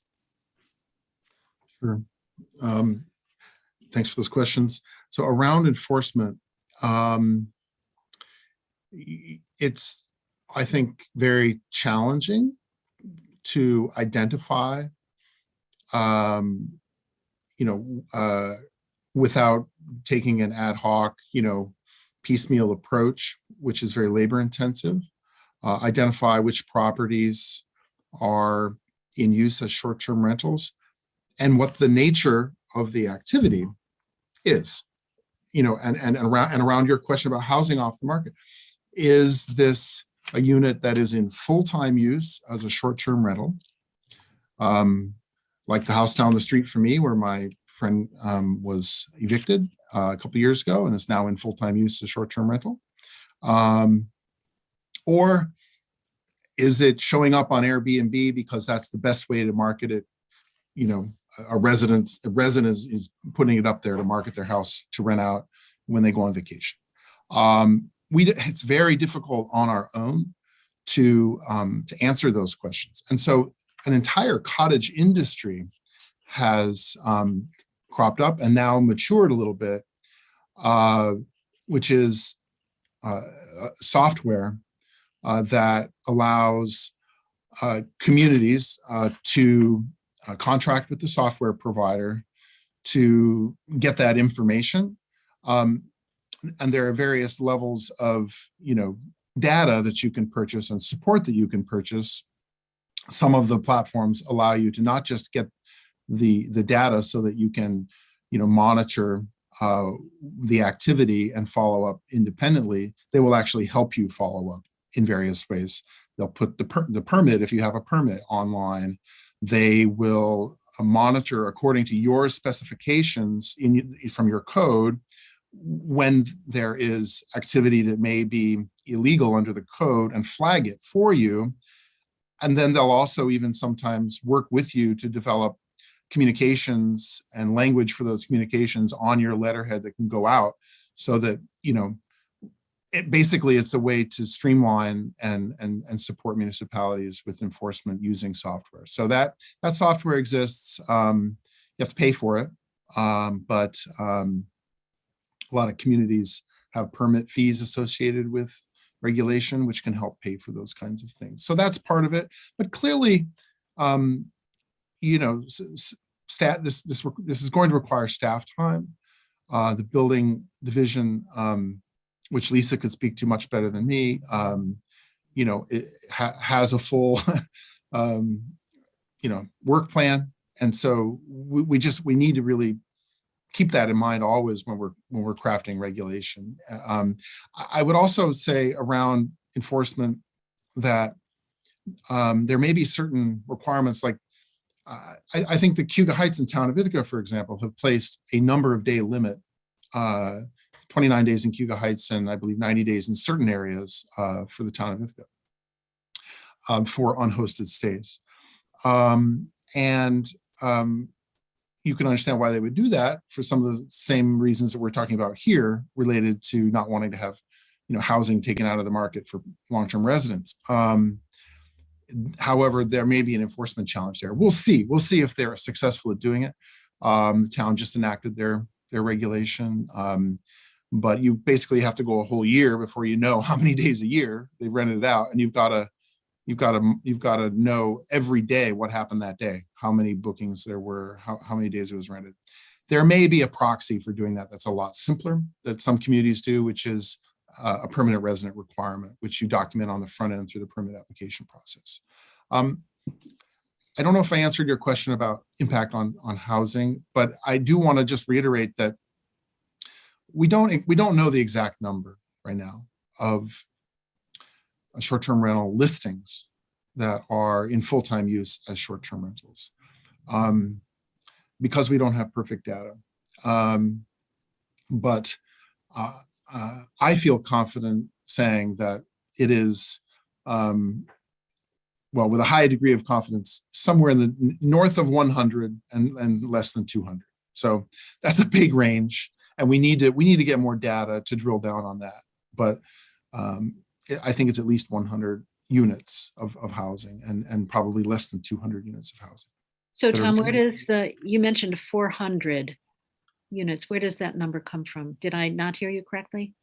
No, it's my estimate based on triangulation of data from 3 sources.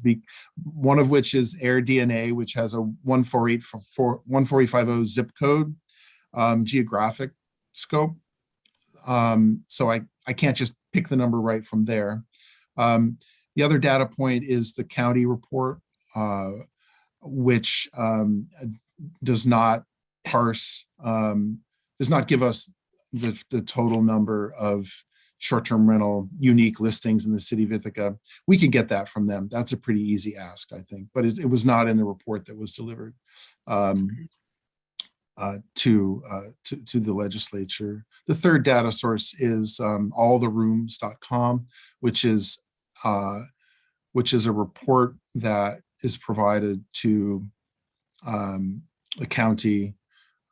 It's really more focused on market industry data for room tax monitoring and market, lodging industry analysis. But it's a county-wide number. So I'm taking ratios and applying them to larger geographic areas and to get an estimate. So sorry, that's a very long-winded answer. No, that's all right. Convoluted. That's helpful. Patrick, I saw your hand up. Yeah, and thanks so much, Tom, for that presentation. I guess I had 2 questions which I think might be related. I think you had said that we are collecting a small amount from, I guess, the short-term rentals. And I guess my question is, one, I guess, how do we know that? And how do we know, how are they paying? Are they listing it on their like in their IRS documents that just say like, I got additional income from this, and then they also tell the city that and send us a minor check for what they think should be a hotel tax? I guess I'm curious as to how do we know that we're receiving a little amount, even if it's like $1? Like, how are we knowing that? And then the second part being, how do other places, I guess, track this? Are they required to put it on their, I guess not a 1099, but something Airbnb sends them that they would then send to the city? It's a great question. So the Airbnb, the other platforms, they don't automatically collect room tax for the city. They do automatically collect room tax for the county. When I worked for the county, you know, I was successful in negotiating that agreement with them. When we approached Airbnb, which is the largest platform here, to try to do that in the city, they said that they were not willing to do that because there's more cities and counties in New York State. I don't like their answer. I think we should continue working on that. But that's where we are right now. And so it's then incumbent upon us and the city controller's office to reach out individually to Airbnb operators, inform them of their requirement to collect and remit the tax. So those who have registered and are paying tax through our process, we have that data. So we know that a few are. But it's nowhere near what we should be collecting if all the other data that we have about this activity is even close to accurate. There's a lot of folks that are most likely just not aware of the city room tax. It was only very recently enacted, and you know, it's easy to identify, you know, the dozen hotels and inns in the city of Ithaca, not as easy to identify and reach out to individual short-term rental properties and hosts. I do think we will need to do that. The state legislation would address that if it passes, and if we enact local regulation, that will also give us an opportunity to know who's who's renting property out as short-term rentals and be able to follow up with them on tax compliance issues. And on the income tax form, yeah, if you make a certain amount through Airbnb, they will send you a 1099K or something for income tax.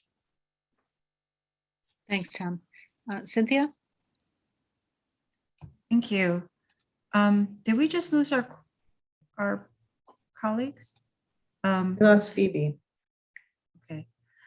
Thank you for the presentation. I really appreciate, you know, your careful delineation, summary of where we are and outline of where to go from here. I think, and I actually have your presentation from 2017, so I'm looking at that right now. And I think it's important to remember that when we looked at your presentation from 2017, and I'm presuming the data that you're providing right now, of course, is pandemic data. You know, in 2017, average monthly revenue from Airbnb was $5,700, right? 5,800 average host earnings per month. So, you know, this is a very highly lucrative proposal. I think it is very important for us to, as you indicate, preserve our housing stock for availability for long-term residents. I do support giving households the opportunity to rent their homes out for short periods of time, as long as that unit is being used primarily for long-term housing. Because as you can see in that 1 year increase from 100 units to almost 200 units, we can, with a change in the economy or something going on, we can undo basically what takes the planning department, the building, you know, it takes years to put up one complex of 100 units. And And in a year, in a change of economy, we can lose all the benefits from that, as those units can go quickly off the market. And one of the things about climate change that we are now, I'm very much reminded, is that a lot of our assumptions about past conditions, we cannot assume that our conditions are going to stay the same into the future. One of the feedback that I am hearing loud and clear from a lot of landlords is, given the legislative changes that are happening in New York State, a lot of landlords are seriously considering no longer renting to long-term tenants for fear of lack of control of their unit, difficulties in terms of enforcement of lease obligations, behavioral issues, and so on. So it may be the case that that people who have already invested in rental units, which we have a significant number of, may just think it's a lot more economically feasible and safer for them to transfer that property into a short-term rental. So if we do not behave proactively to protect those units for long-term use, I think that change in number could be modified very, very, very quickly. Yeah, Cynthia, just if you're savvy, on how to use Airbnb and these other platforms, I've crunched the numbers. You can absolutely make more money renting a property out as a short-term rental full time than on an annual lease so that's there are market factors at play here as well. Right, and we are as we deal with not only migration of residents fleeing climate change, we also are very attractive in terms of our weather for tourists, as you indicate. And, I am very mindful, having come from a community that is very tourist oriented, that is seeing our neighborhoods decimated by Airbnbs, loss of the people who live there because the units are being transferred into Airbnbs, requiring their cities and states to take draconian measures. I know that the social impacts when you look at a community and there are basically very, very few long-term residents there. And I think that is definitely something to consider. I have found white papers online highlighting how Ithaca is the primary and ideal location for an Airbnb investment. I know that you've seen it. It's been out there for years. We are one of the top 10 locations in the nation. So I think it's really incumbent upon us to take steps to protect our long-term tenants and our housing options for long-term tenants. So, and also, again, all the other challenges, these are now, they don't have the same safety and inspection requirements as hotels. They have different demands on them. There's obviously behavioral issues that come along with short-term rentals. So I would very, very much like to see us move forward with a policy. Well, there is a timeline that has been included in the packet, and we will, again, tonight, this is a discussion item. It is not an action item. There are some additional bits of information listed under some possible next steps, looking at confirmation of data, further explore. And Tom, thank you. You did mention, in response to my question about enforcement, possible third-party tools for compliance monitoring and enforcement. We have been talking about this for some time, as was mentioned already, but this is a good first step in returning to this issue. And I hope that we can have another discussion with a full complement of committee members again next month.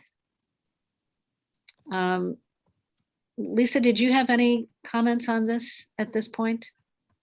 I don't have, thank you very much, Tom. I don't have any additional comments, but it sounds like from the comments that we have gotten from the committee, I think it's clear what some of the policy objectives, that you're interested in. Some of them maybe, we could start by, defining the ones that we do know, and some of them, other ones might need more debate. But Tom, I'm looking at your timeline, and I'd like you to talk about how important it will be to collect additional data can we bring a finer grained picture back to the committee in April that would help them answer some of the questions we're asking? Yeah, I think the key number that I wish I could say, this is the number, is the number of units, in full-time use as short-term rentals, those categories. I think we can get a little more refined by asking the county for those data points that I referred to in my discussion of that. The only other thing we could do is we could have conversations with these third-party monitoring software companies and consider a short-term license or contract with one of them to basically have better data to inform policy. There would be a cost associated with that. I'm not sure if they do it on a month-to-month, but we could discuss that with them. So those are the two ways we might be able to get either slightly better or much better data. The slightly better data we can absolutely do. The much better data requires funding that has not yet been identified and may be more challenging for that reason. And does the committee think it's necessary to move forward with a more serious and focused discussion on policy objectives? I will weigh in and say yes. You want more data. Yes. Tom mentioned that the 14850 zip code is used for some of the data. And I had, asked Tom, I think it was last week, maybe it was earlier this week, Tom, I don't recall, if it would be possible to get more granular data for the city in particular. And I would like to know what other communities have used some of the third-party tools and what tools, for example, the other municipalities in our region are using, and how effective and accurate have they found those tools to be, and what is the cost of those tools. You also mentioned that you've identified experienced master's degree student intern who may be able to assist this summer with some of the research. And if that individual is available, I would encourage us to look into that. Yes, she is. Actually, Ari introduced us, and she's willing to work on draft legislation for short-term rentals. She's got a law degree and a master's degree, or she's working on a law degree and has a master's degree in planning. So she's an ideal person to help us with this. That's very good news. Yeah. Yes. Thank you, Ari. Cynthia, did you have a comment? Yeah, I think that the information is helpful, but I think the overall trends on a national basis, statewide basis, local basis give me enough foundation in terms of the desire to craft a policy that would protect household units for long-term residential use with limited short-term stays. I don't know how much more information or data on how many units are here would change any indication I have in my mind that this is an industry that is just going to be expanding and have a larger role in our community. So I think the data is interesting, but not essential in terms of development or crafting of policies. I think I would like to think that council is unanimous in our desire to protect and preserve our housing stock for full-time residents, but also compassionate in wanting to make it flexible enough so that for short periods of time, it can be rented out as both as a source of income, but also to support travel and tourism. Well, I think I can get, I can get slightly better data. We can work on that. And I think we can get the other information that you're looking for, Laura, out of this meeting, which is a summary of the services that are provided through the various platforms that are available and the experience of other municipalities locally who are using some of those services. So happy to work on those items. And then when we have a larger group, bring it back. But this has been very helpful. I actually think, we had a sense that maybe there was the possibility of a consensus around possible policy objectives, but hearing from you today has, I guess, given us more confidence that is the case, or given me more confidence that's the case. I know we haven't heard from all council members, but. Yeah, thank you, Tom. And your list of possible next steps, if this were to come back to planning in our April meeting, I think that would be helpful with perhaps a little more information. If you are able to get additional information by our April meeting, that would be great. It's hard to say about bringing the option to council for public discussion. That looks like a reasonable goal. I was also really pleased to see a grace period for implementation with full regulation going into effect August 2023, if we are in fact able to get the information that our committee needs in order to then vote this forward to council. I think this is a very good first step, taking us back to where we left off. And it is good to have reminders and updated information. It will be good to have additional data. So thank you very much, Tom. Appreciate it. You're welcome, Laura. And I just want to flag one other item, perhaps to discuss, in the future and not now, but I think that it will be very important in crafting draft legislation or regulation to understand whether council would view an accessory dwelling unit on the same parcel that's either, a duplex situation or an above the garage flat in the back or some other arrangement for an ADU differently than a standalone single family home. Around certain issues, having one of the units occupied by a long-term tenant and then who then rents out the ADU or the other unit on Airbnb or another platform as a short-term rental, it would mitigate some of the concerns that are raised in the policy objectives and not others, perhaps. I know that the committee has discussed ADUs at length and that was a challenging discussion. I don't know all the ins and outs, but I think that will become important to this discussion as well, is whether ADUs are viewed separately or different in a different light, or not, as a standalone housing unit. Yeah, I am glad that you raised that because it certainly was part of our earlier discussion, and I am confident that will come up in future discussions. So good to have that on our radar. And you have included in the material you provided tonight the question about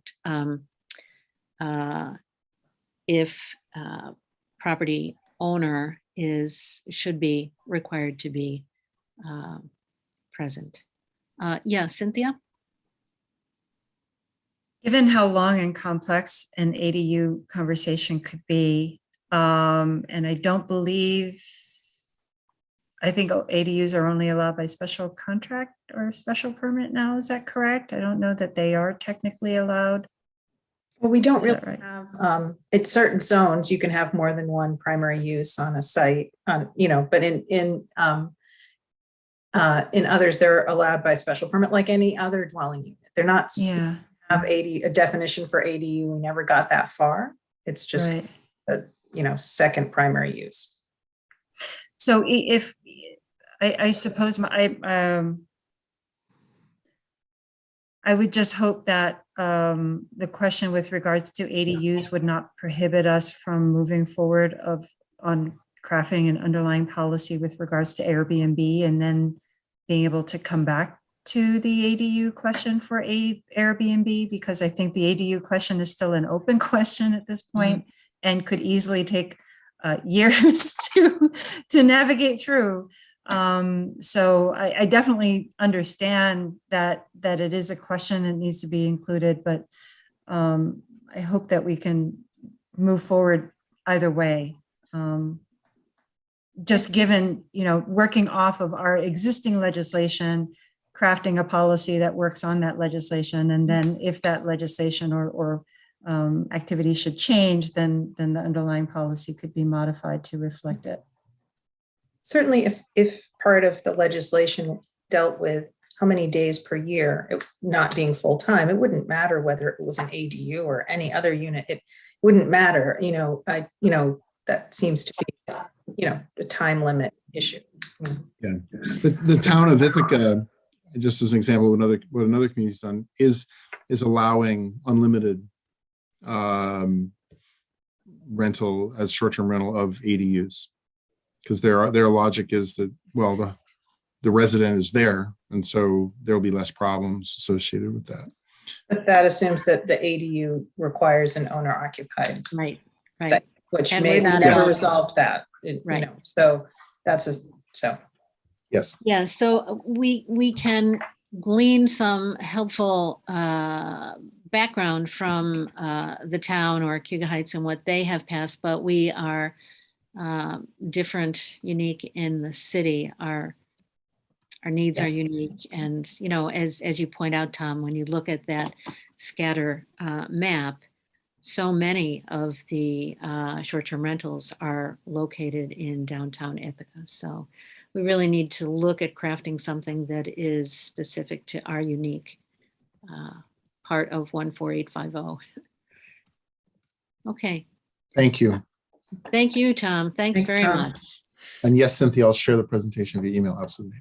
Great, thank you. I'll add it to my collection. I'm going to go to orchestra rehearsal right now, so I'll share it with you tomorrow. All right, Thanks, Tom. thanks. Much appreciated. Thank you. And I know Phoebe was hoping to get back on. I'm not sure. She has been sent the link. Okay. I can certainly sympathize with technology challenges, having had them myself today. So I hope she is able to join us. That was a really good discussion and a good presentation. It's given us a path forward and a lot to think about, and identified areas where we still need some additional information. The other discussion item, and I was hoping that Phoebe could be here as well, that we have talked about since August and September, is good cause eviction right to renew. I did see in one of the comments from the public that I read at some point that there has not been an update on right to counsel. And so I did also want to provide that tonight, maybe as one way of moving into this discussion. As we move into this discussion, I do want to thank Lisa for updating our planning committee timeline, and this encompasses good cause eviction, the right to counsel, and the discussion of the tenant notification.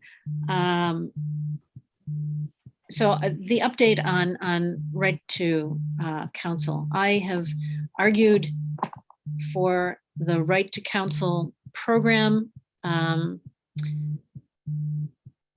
Council adopted that program and committed funds to that program. I will say that and I'm going to turn to Ari in just a moment because he's been extremely helpful.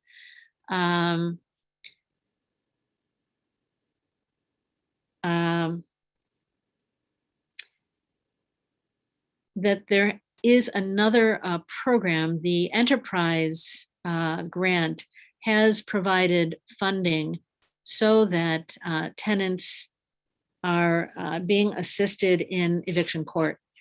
And that funding runs through the end of March. I will also say, as is included in the right to counsel resolution that was adopted last year, there are other partners that are providing additional assistance to tenants.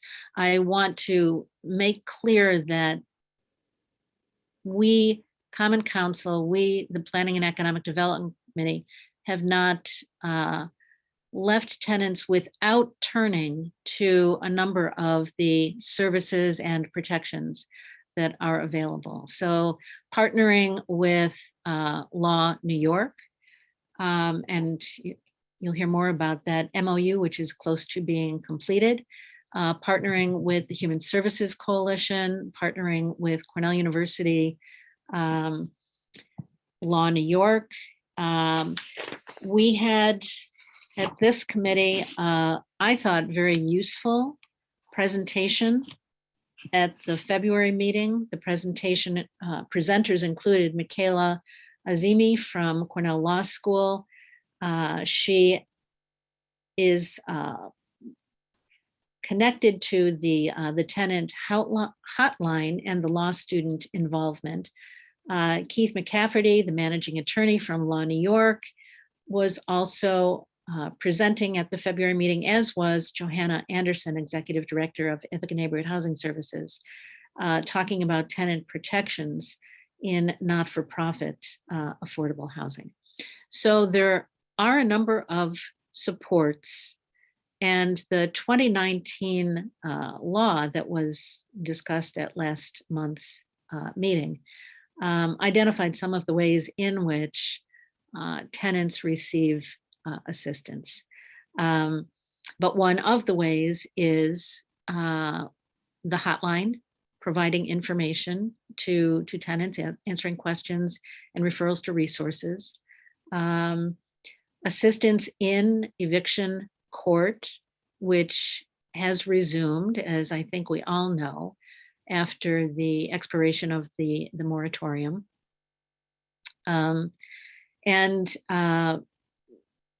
I just wanted to mention those services that have been available, have been providing considerable resources to tenants over the past number of months. So as has been stated already, we do not have an opinion from the Attorney General on the preemption question around good cause. And we had every expectation that there would be an opinion. There has not been one issued. But I do want to just, Ari, if you don't mind, if I could ask you for a comment on the right to counsel program and that MOU being developed with Law New York for a description. Yeah, absolutely. And before I do, I'll just mention, following on your comment about an opinion of the Attorney General's office, it certainly is disappointing that they ended up not issuing that.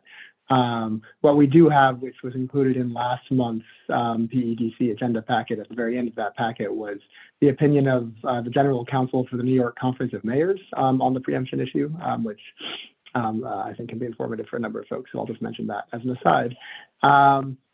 But to the MOU with Law New York, our office has had, and I have had a number of really productive conversations with Keith McCafferty at Law New York. They've been great to work with. And there is a hopefully final, depending on their view of it, draft MOU pending on their hopefully final review right now with them. And it covers basically 3 categories of services under the umbrella of Right to Counsel. One is direct tenant representations, where Law New York actually takes a tenant on as a client to represent them in court on a housing issue. The second is that Law New York will attend city court proceedings, where generally those are on Thursdays for landlord-tenant issues. And will attend those regardless of whether they have a particular client whom they represent on the docket for that day or not. They will attend those and have a Law New York representative there to answer questions for any tenant who's there and wants to come speak with them and has any questions or needs advice or guidance and so on in the setting of the court proceedings that day. And that will also be an opportunity for taking on new clients, potentially, and very likely so, for Law New York at the same time.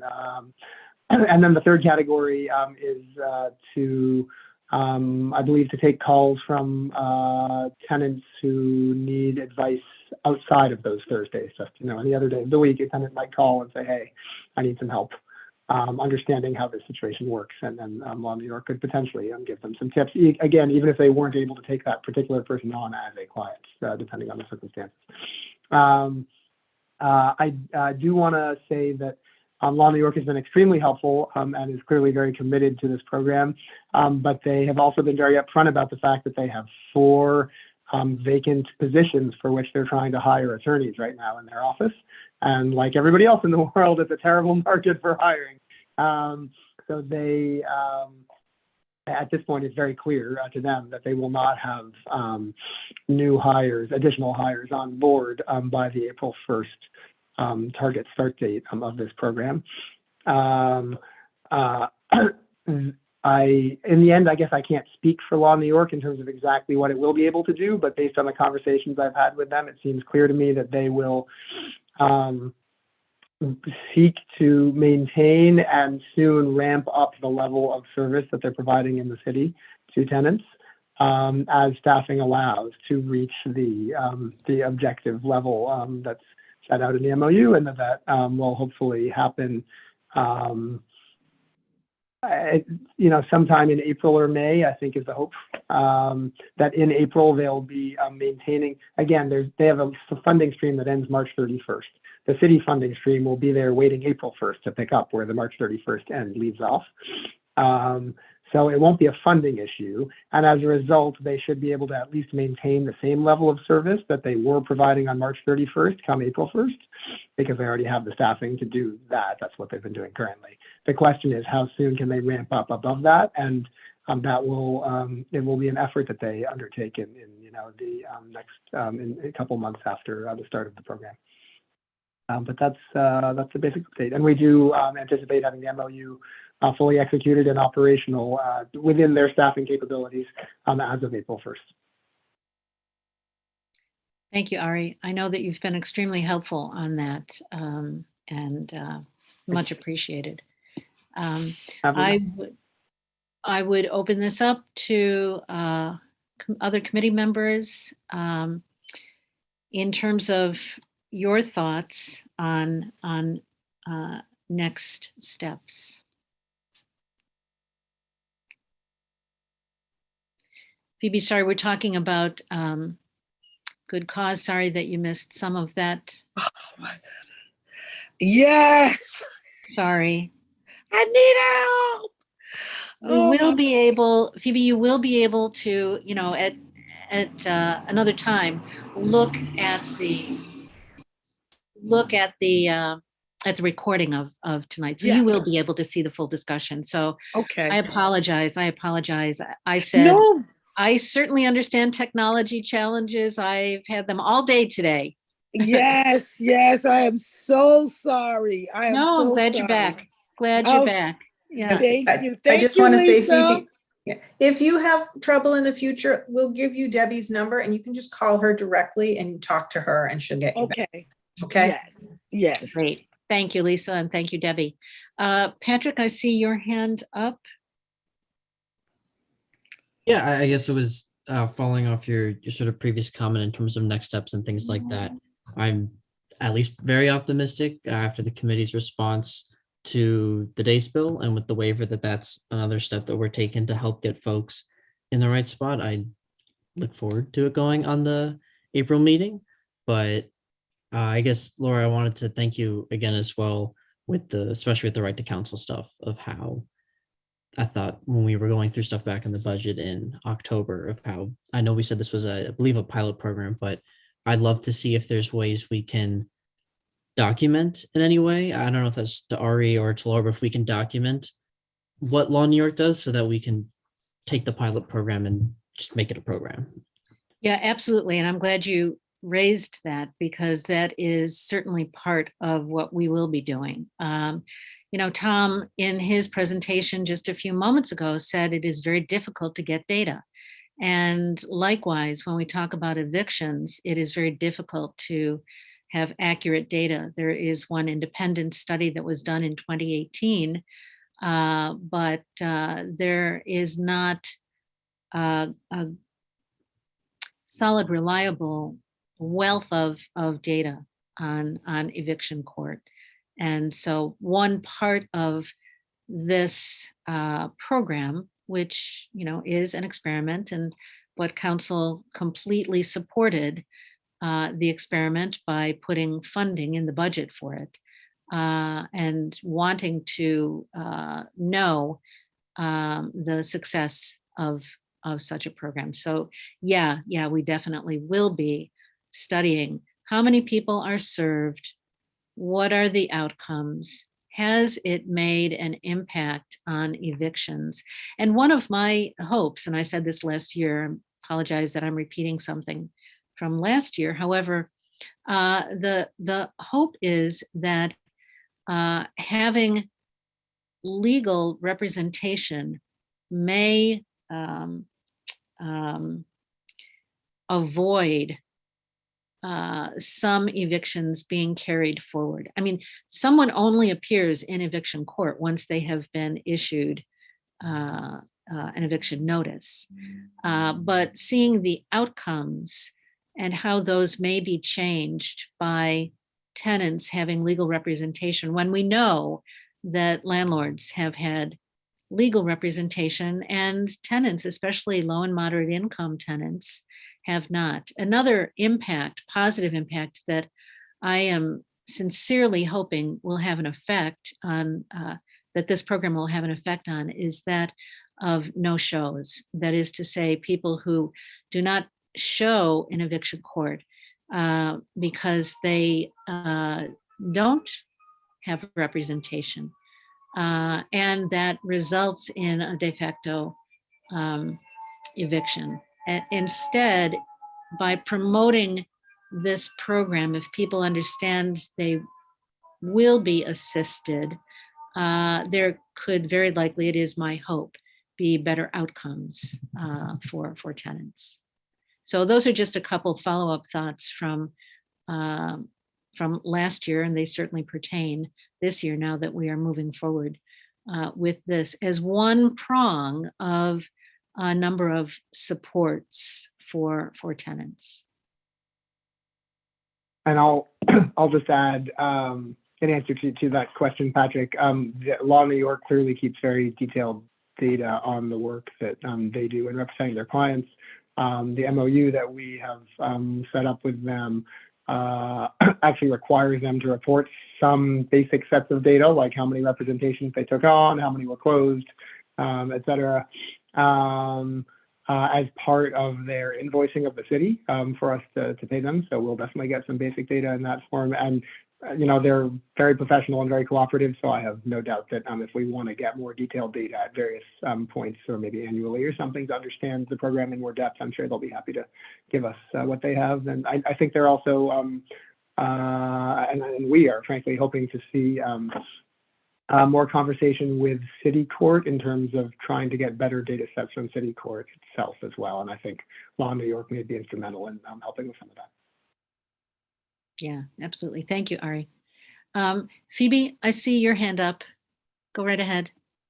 Okay, I know I missed what the conversation was, but I just wanted to say I'm hoping that we move on this good cause eviction, because I think what's happening is, many times people don't show up to court because of the reasoning of thinking that they're not valuable enough, that people are going to take it serious, or not serious, that they're not going to win. Why should I go? For what? I'm going to lose anyway. And so when I think about us having more conversations and moving on with good cause eviction, it gives many renters a feeling of being embraced or empowered, or so I really am glad that I'm hoping that we begin to start looking at some of the communities that have already accepted good cause eviction, and how is it working in their communities, right? What has been the benefits for their communities? Sorry. Thank you. No, I was waving to get my lights turned back on. No comment. That was no anecdotal comment, Phoebe. Thank you. Thank you very much. I will add one other comment, and this is something that I've said previously, and I was reminded in Tom's presentation just prior to this discussion, and Cynthia, I think you raised this point, and I do have concern about the impact, potential unintended impact on the tenants we would most like to see receive protections. If good cause, some sort of legislation was enacted, which I don't even know if it's possible because of the preemption question, but I do have concerns about landlords taking properties out of the rental market, and whether that is to gain greater revenue as a result of Airbnb, whether that is a result of some landlords not wanting to comply with other regulations that might be imposed upon them from legislation. I am concerned about, and I've expressed this in the past, some unintended consequences on our housing supply. So I just wanted to add that comment. Cynthia, I see your hand, and then Phoebe, I'll go back to you if you have your hand up again. Yes, yes. Thank you. Cynthia? Yeah, thanks. I think it would be helpful for Ari to give some feedback to Phoebe's question. When the city of Albany first passed good cause, I actually called the city of Albany to ask the very question that Phoebe asked: how is it going? And I reached out to the courts there, and the feedback that I received, I believe from the clerk of the court, is that the courts were not upholding it. They did not recognize it, I think, because there was this issue of preemption by the state, that question of jurisdiction, that a city has the ability to pass legislation with regards to eviction. And so it was my understanding that everything was on hold in the communities that had passed good cause because of the legal challenge on the state level.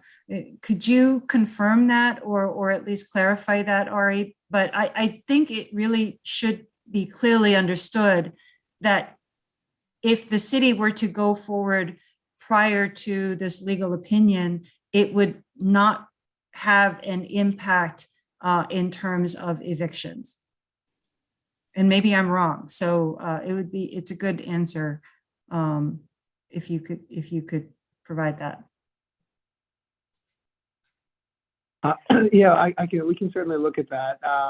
Last I was aware, the Albany litigation was still pending, and I expect you're right that would likely mean that it wasn't actually having any effect at this juncture. I expect that's probably right, but I'm glad to look at it. Thanks, Harry. And so, I think to that point, so the underlying question is the preemption question, right? Do cities and local municipalities have the jurisdiction to pass legislation on what is determined grounds for eviction? Or is that preempted by the right of the state? And without guidance of what exactly local municipalities have jurisdiction over, I think it would be premature to go through this process of passing legislation at this time when we may actually end up causing a lot more confusion in the end when the opinion comes into place, and then we have regulations that are halfway applied or because the foundation isn't there. And that can just cause a lot of confusion for tenants, confusion for landlords, confusion for our judges and our attorneys. And I think it would it just doesn't, it's not a good way to bring this forward in my mind. Yeah, thank you, Cynthia. Phoebe? Yeah.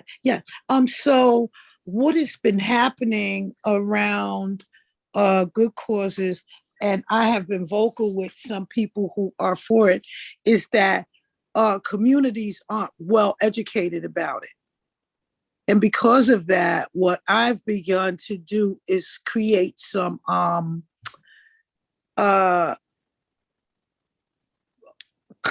community talks about what good cause is, so community members can be better understand it better, if that makes sense, right? Mm.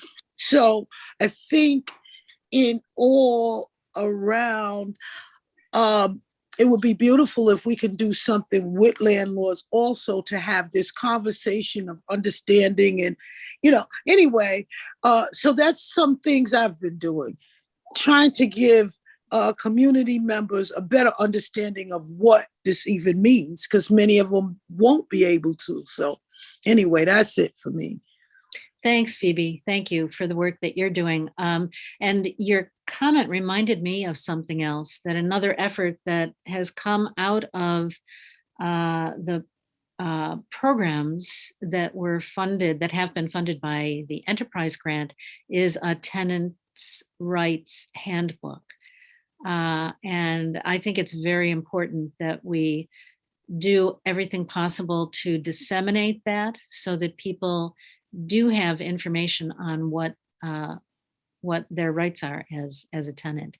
But I agree with you that there could be some productive conversations with landlords as well. I think I heard you say that. Yes, I did. Okay, thanks. I just want to make sure that I was hearing you. Cynthia?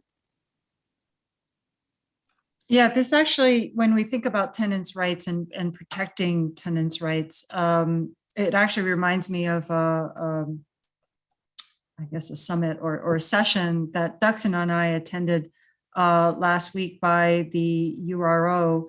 And one of the questions that they had concerns about was how, we do have tenants, especially those who have recently come out of incarceration. They have very limited financial resources.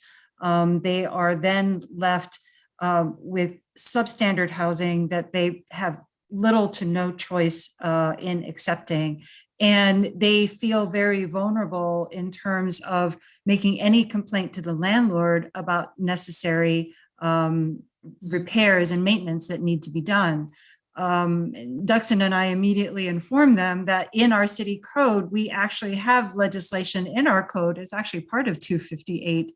It's larger, it's later in that chapter, I believe, that that actually requires that if a tenant is displaced because of building code violations, that they should be protected from retaliation, and that the landlord is required to not only to provide housing, I believe, or to basically provide 2 times the cost of rent in order to secure housing while their unit is being repaired. But I think it really gives rise to very valid concerns that they have. And of course, earlier in tonight's agenda, we saw at one item saying, do we have units that aren't being inspected regularly, that are not meeting housing standards? What can we do to protect tenants from retaliation and to make sure that all tenants, regardless of your income level, has safe and secure and quality housing? And I think that that's a discussion that I would very much like to have. I think we can do that right now.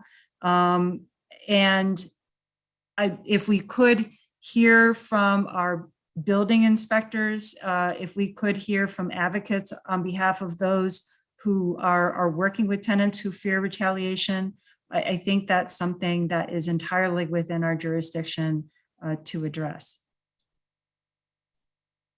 Okay, thank you. Thank you. And Phoebe? Yes. I totally agree. And so being someone who's worked with that population and have spoke with many people who are returning to our community, what happens many times is these places, so yes, we have good landlords and we have some that are not too good. What has happened when the inspectors go out, give them a list of things to fix, they fix them and come up to code, but it goes right back. So what has not been happening is that these places, and we need to also talk to the Department of Social Services, who tell people they have to live in this substandard living, because they know if they don't, they can get violate parole. So it is also a discussion that needs to be with code inspectors,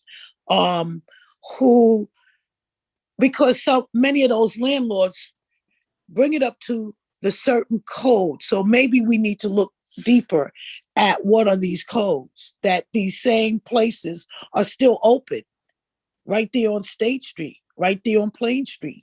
You know what I mean? It's not like it's not seen. So anyway, I agree with you, Cynthia, that it needs to be a conversation, a deep one.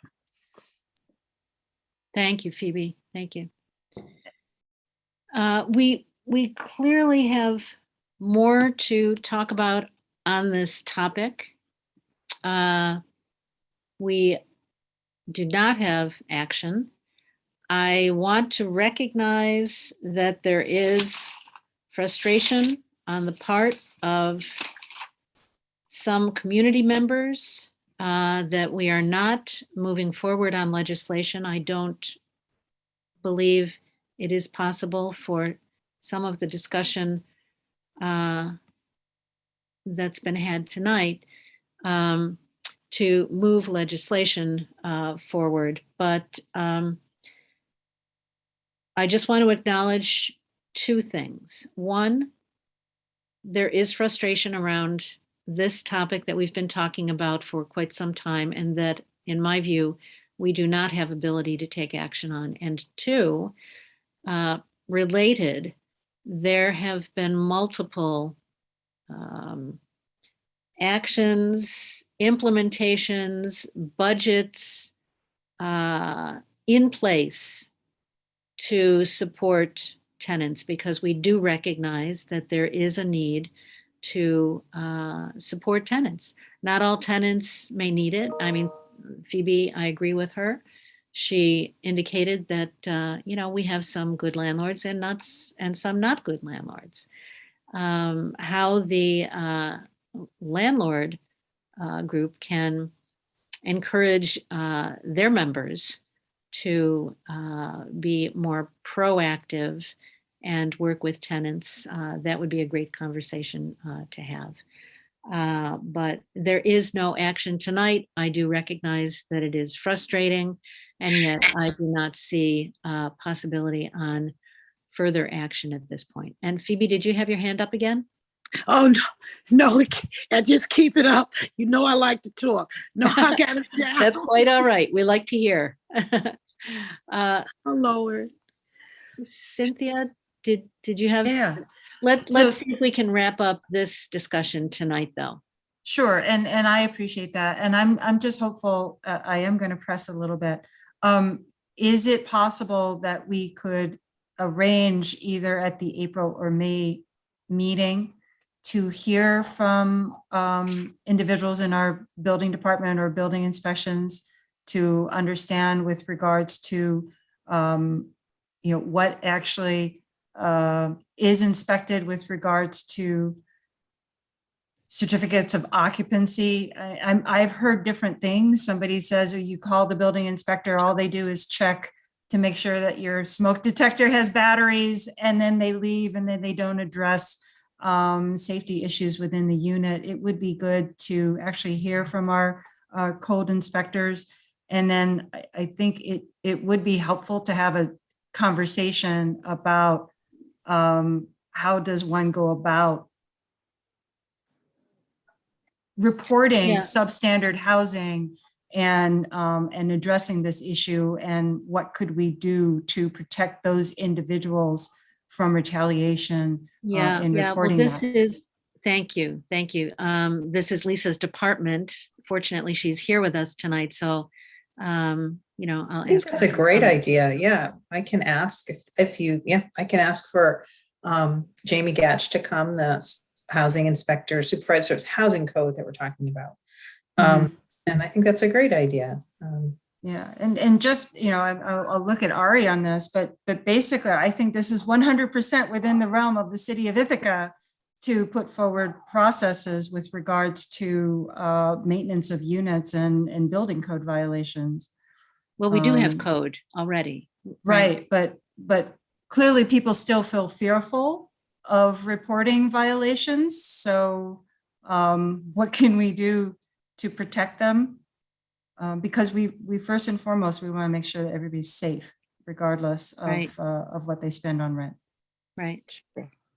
Yeah, I will say very briefly, I would mostly want to start off at least by deferring to our building division staff on the question of supplementing existing housing code, because for various code issues in New York State, you're not allowed to do something different than what the state code says. But that's a very technical area, and they know the answer much better than me as a starting point. I can certainly research any particular issues that we get into there, but they'll have a much better initial answer to that question. That's right. Yeah. Thank you. Okay, thank you. Well, I think that is our discussion on this topic tonight. I appreciate everyone's comments. We do have minutes. Thank you, Debbie. Minutes from the January meeting. Is there a motion to approve the January minutes? Patrick, thank you. Is there a second? Cynthia, thank you. All in favor of approving the January 2022 minutes? Thank you. That is unanimous. And again, thank you to Debbie for working on those minutes. Is there a motion to adjourn? Motion to adjourn. Phoebe? Yes. Is there a second? Cynthia, all those in favor of adjourning? Thank you. Thanks very much, everyone. Good discussion tonight. Thanks. Take care. Good night, everyone. Good night. Laura, can we share what I asked in the chat? I didn't see the chat. I've got some talk about technology issues. Return to in-person meetings. Oh, thank you. Thank you. Yes, I'm glad you mentioned that. That came up in I'm afraid if I close Can we stop the recording? Or should we keep the recording as we talk about moving? Yeah, we can. Ari muted. Yeah, I'll just stop, go ahead and stop. And we can also. Yeah, it's probably appropriate to just keep the recording going and explain Okay. where it looks like things are headed in terms of Okay. in-person meetings. Yeah. Yeah, thank you. Thank you, Patrick. And sorry, I've got something else that is blocking my chat, but I can't figure it out. And this came up in another committee meeting that I was in earlier today, because the governor's executive order on virtual meetings expires tomorrow. So we have squeaked in this current PEDC meeting just under the wire.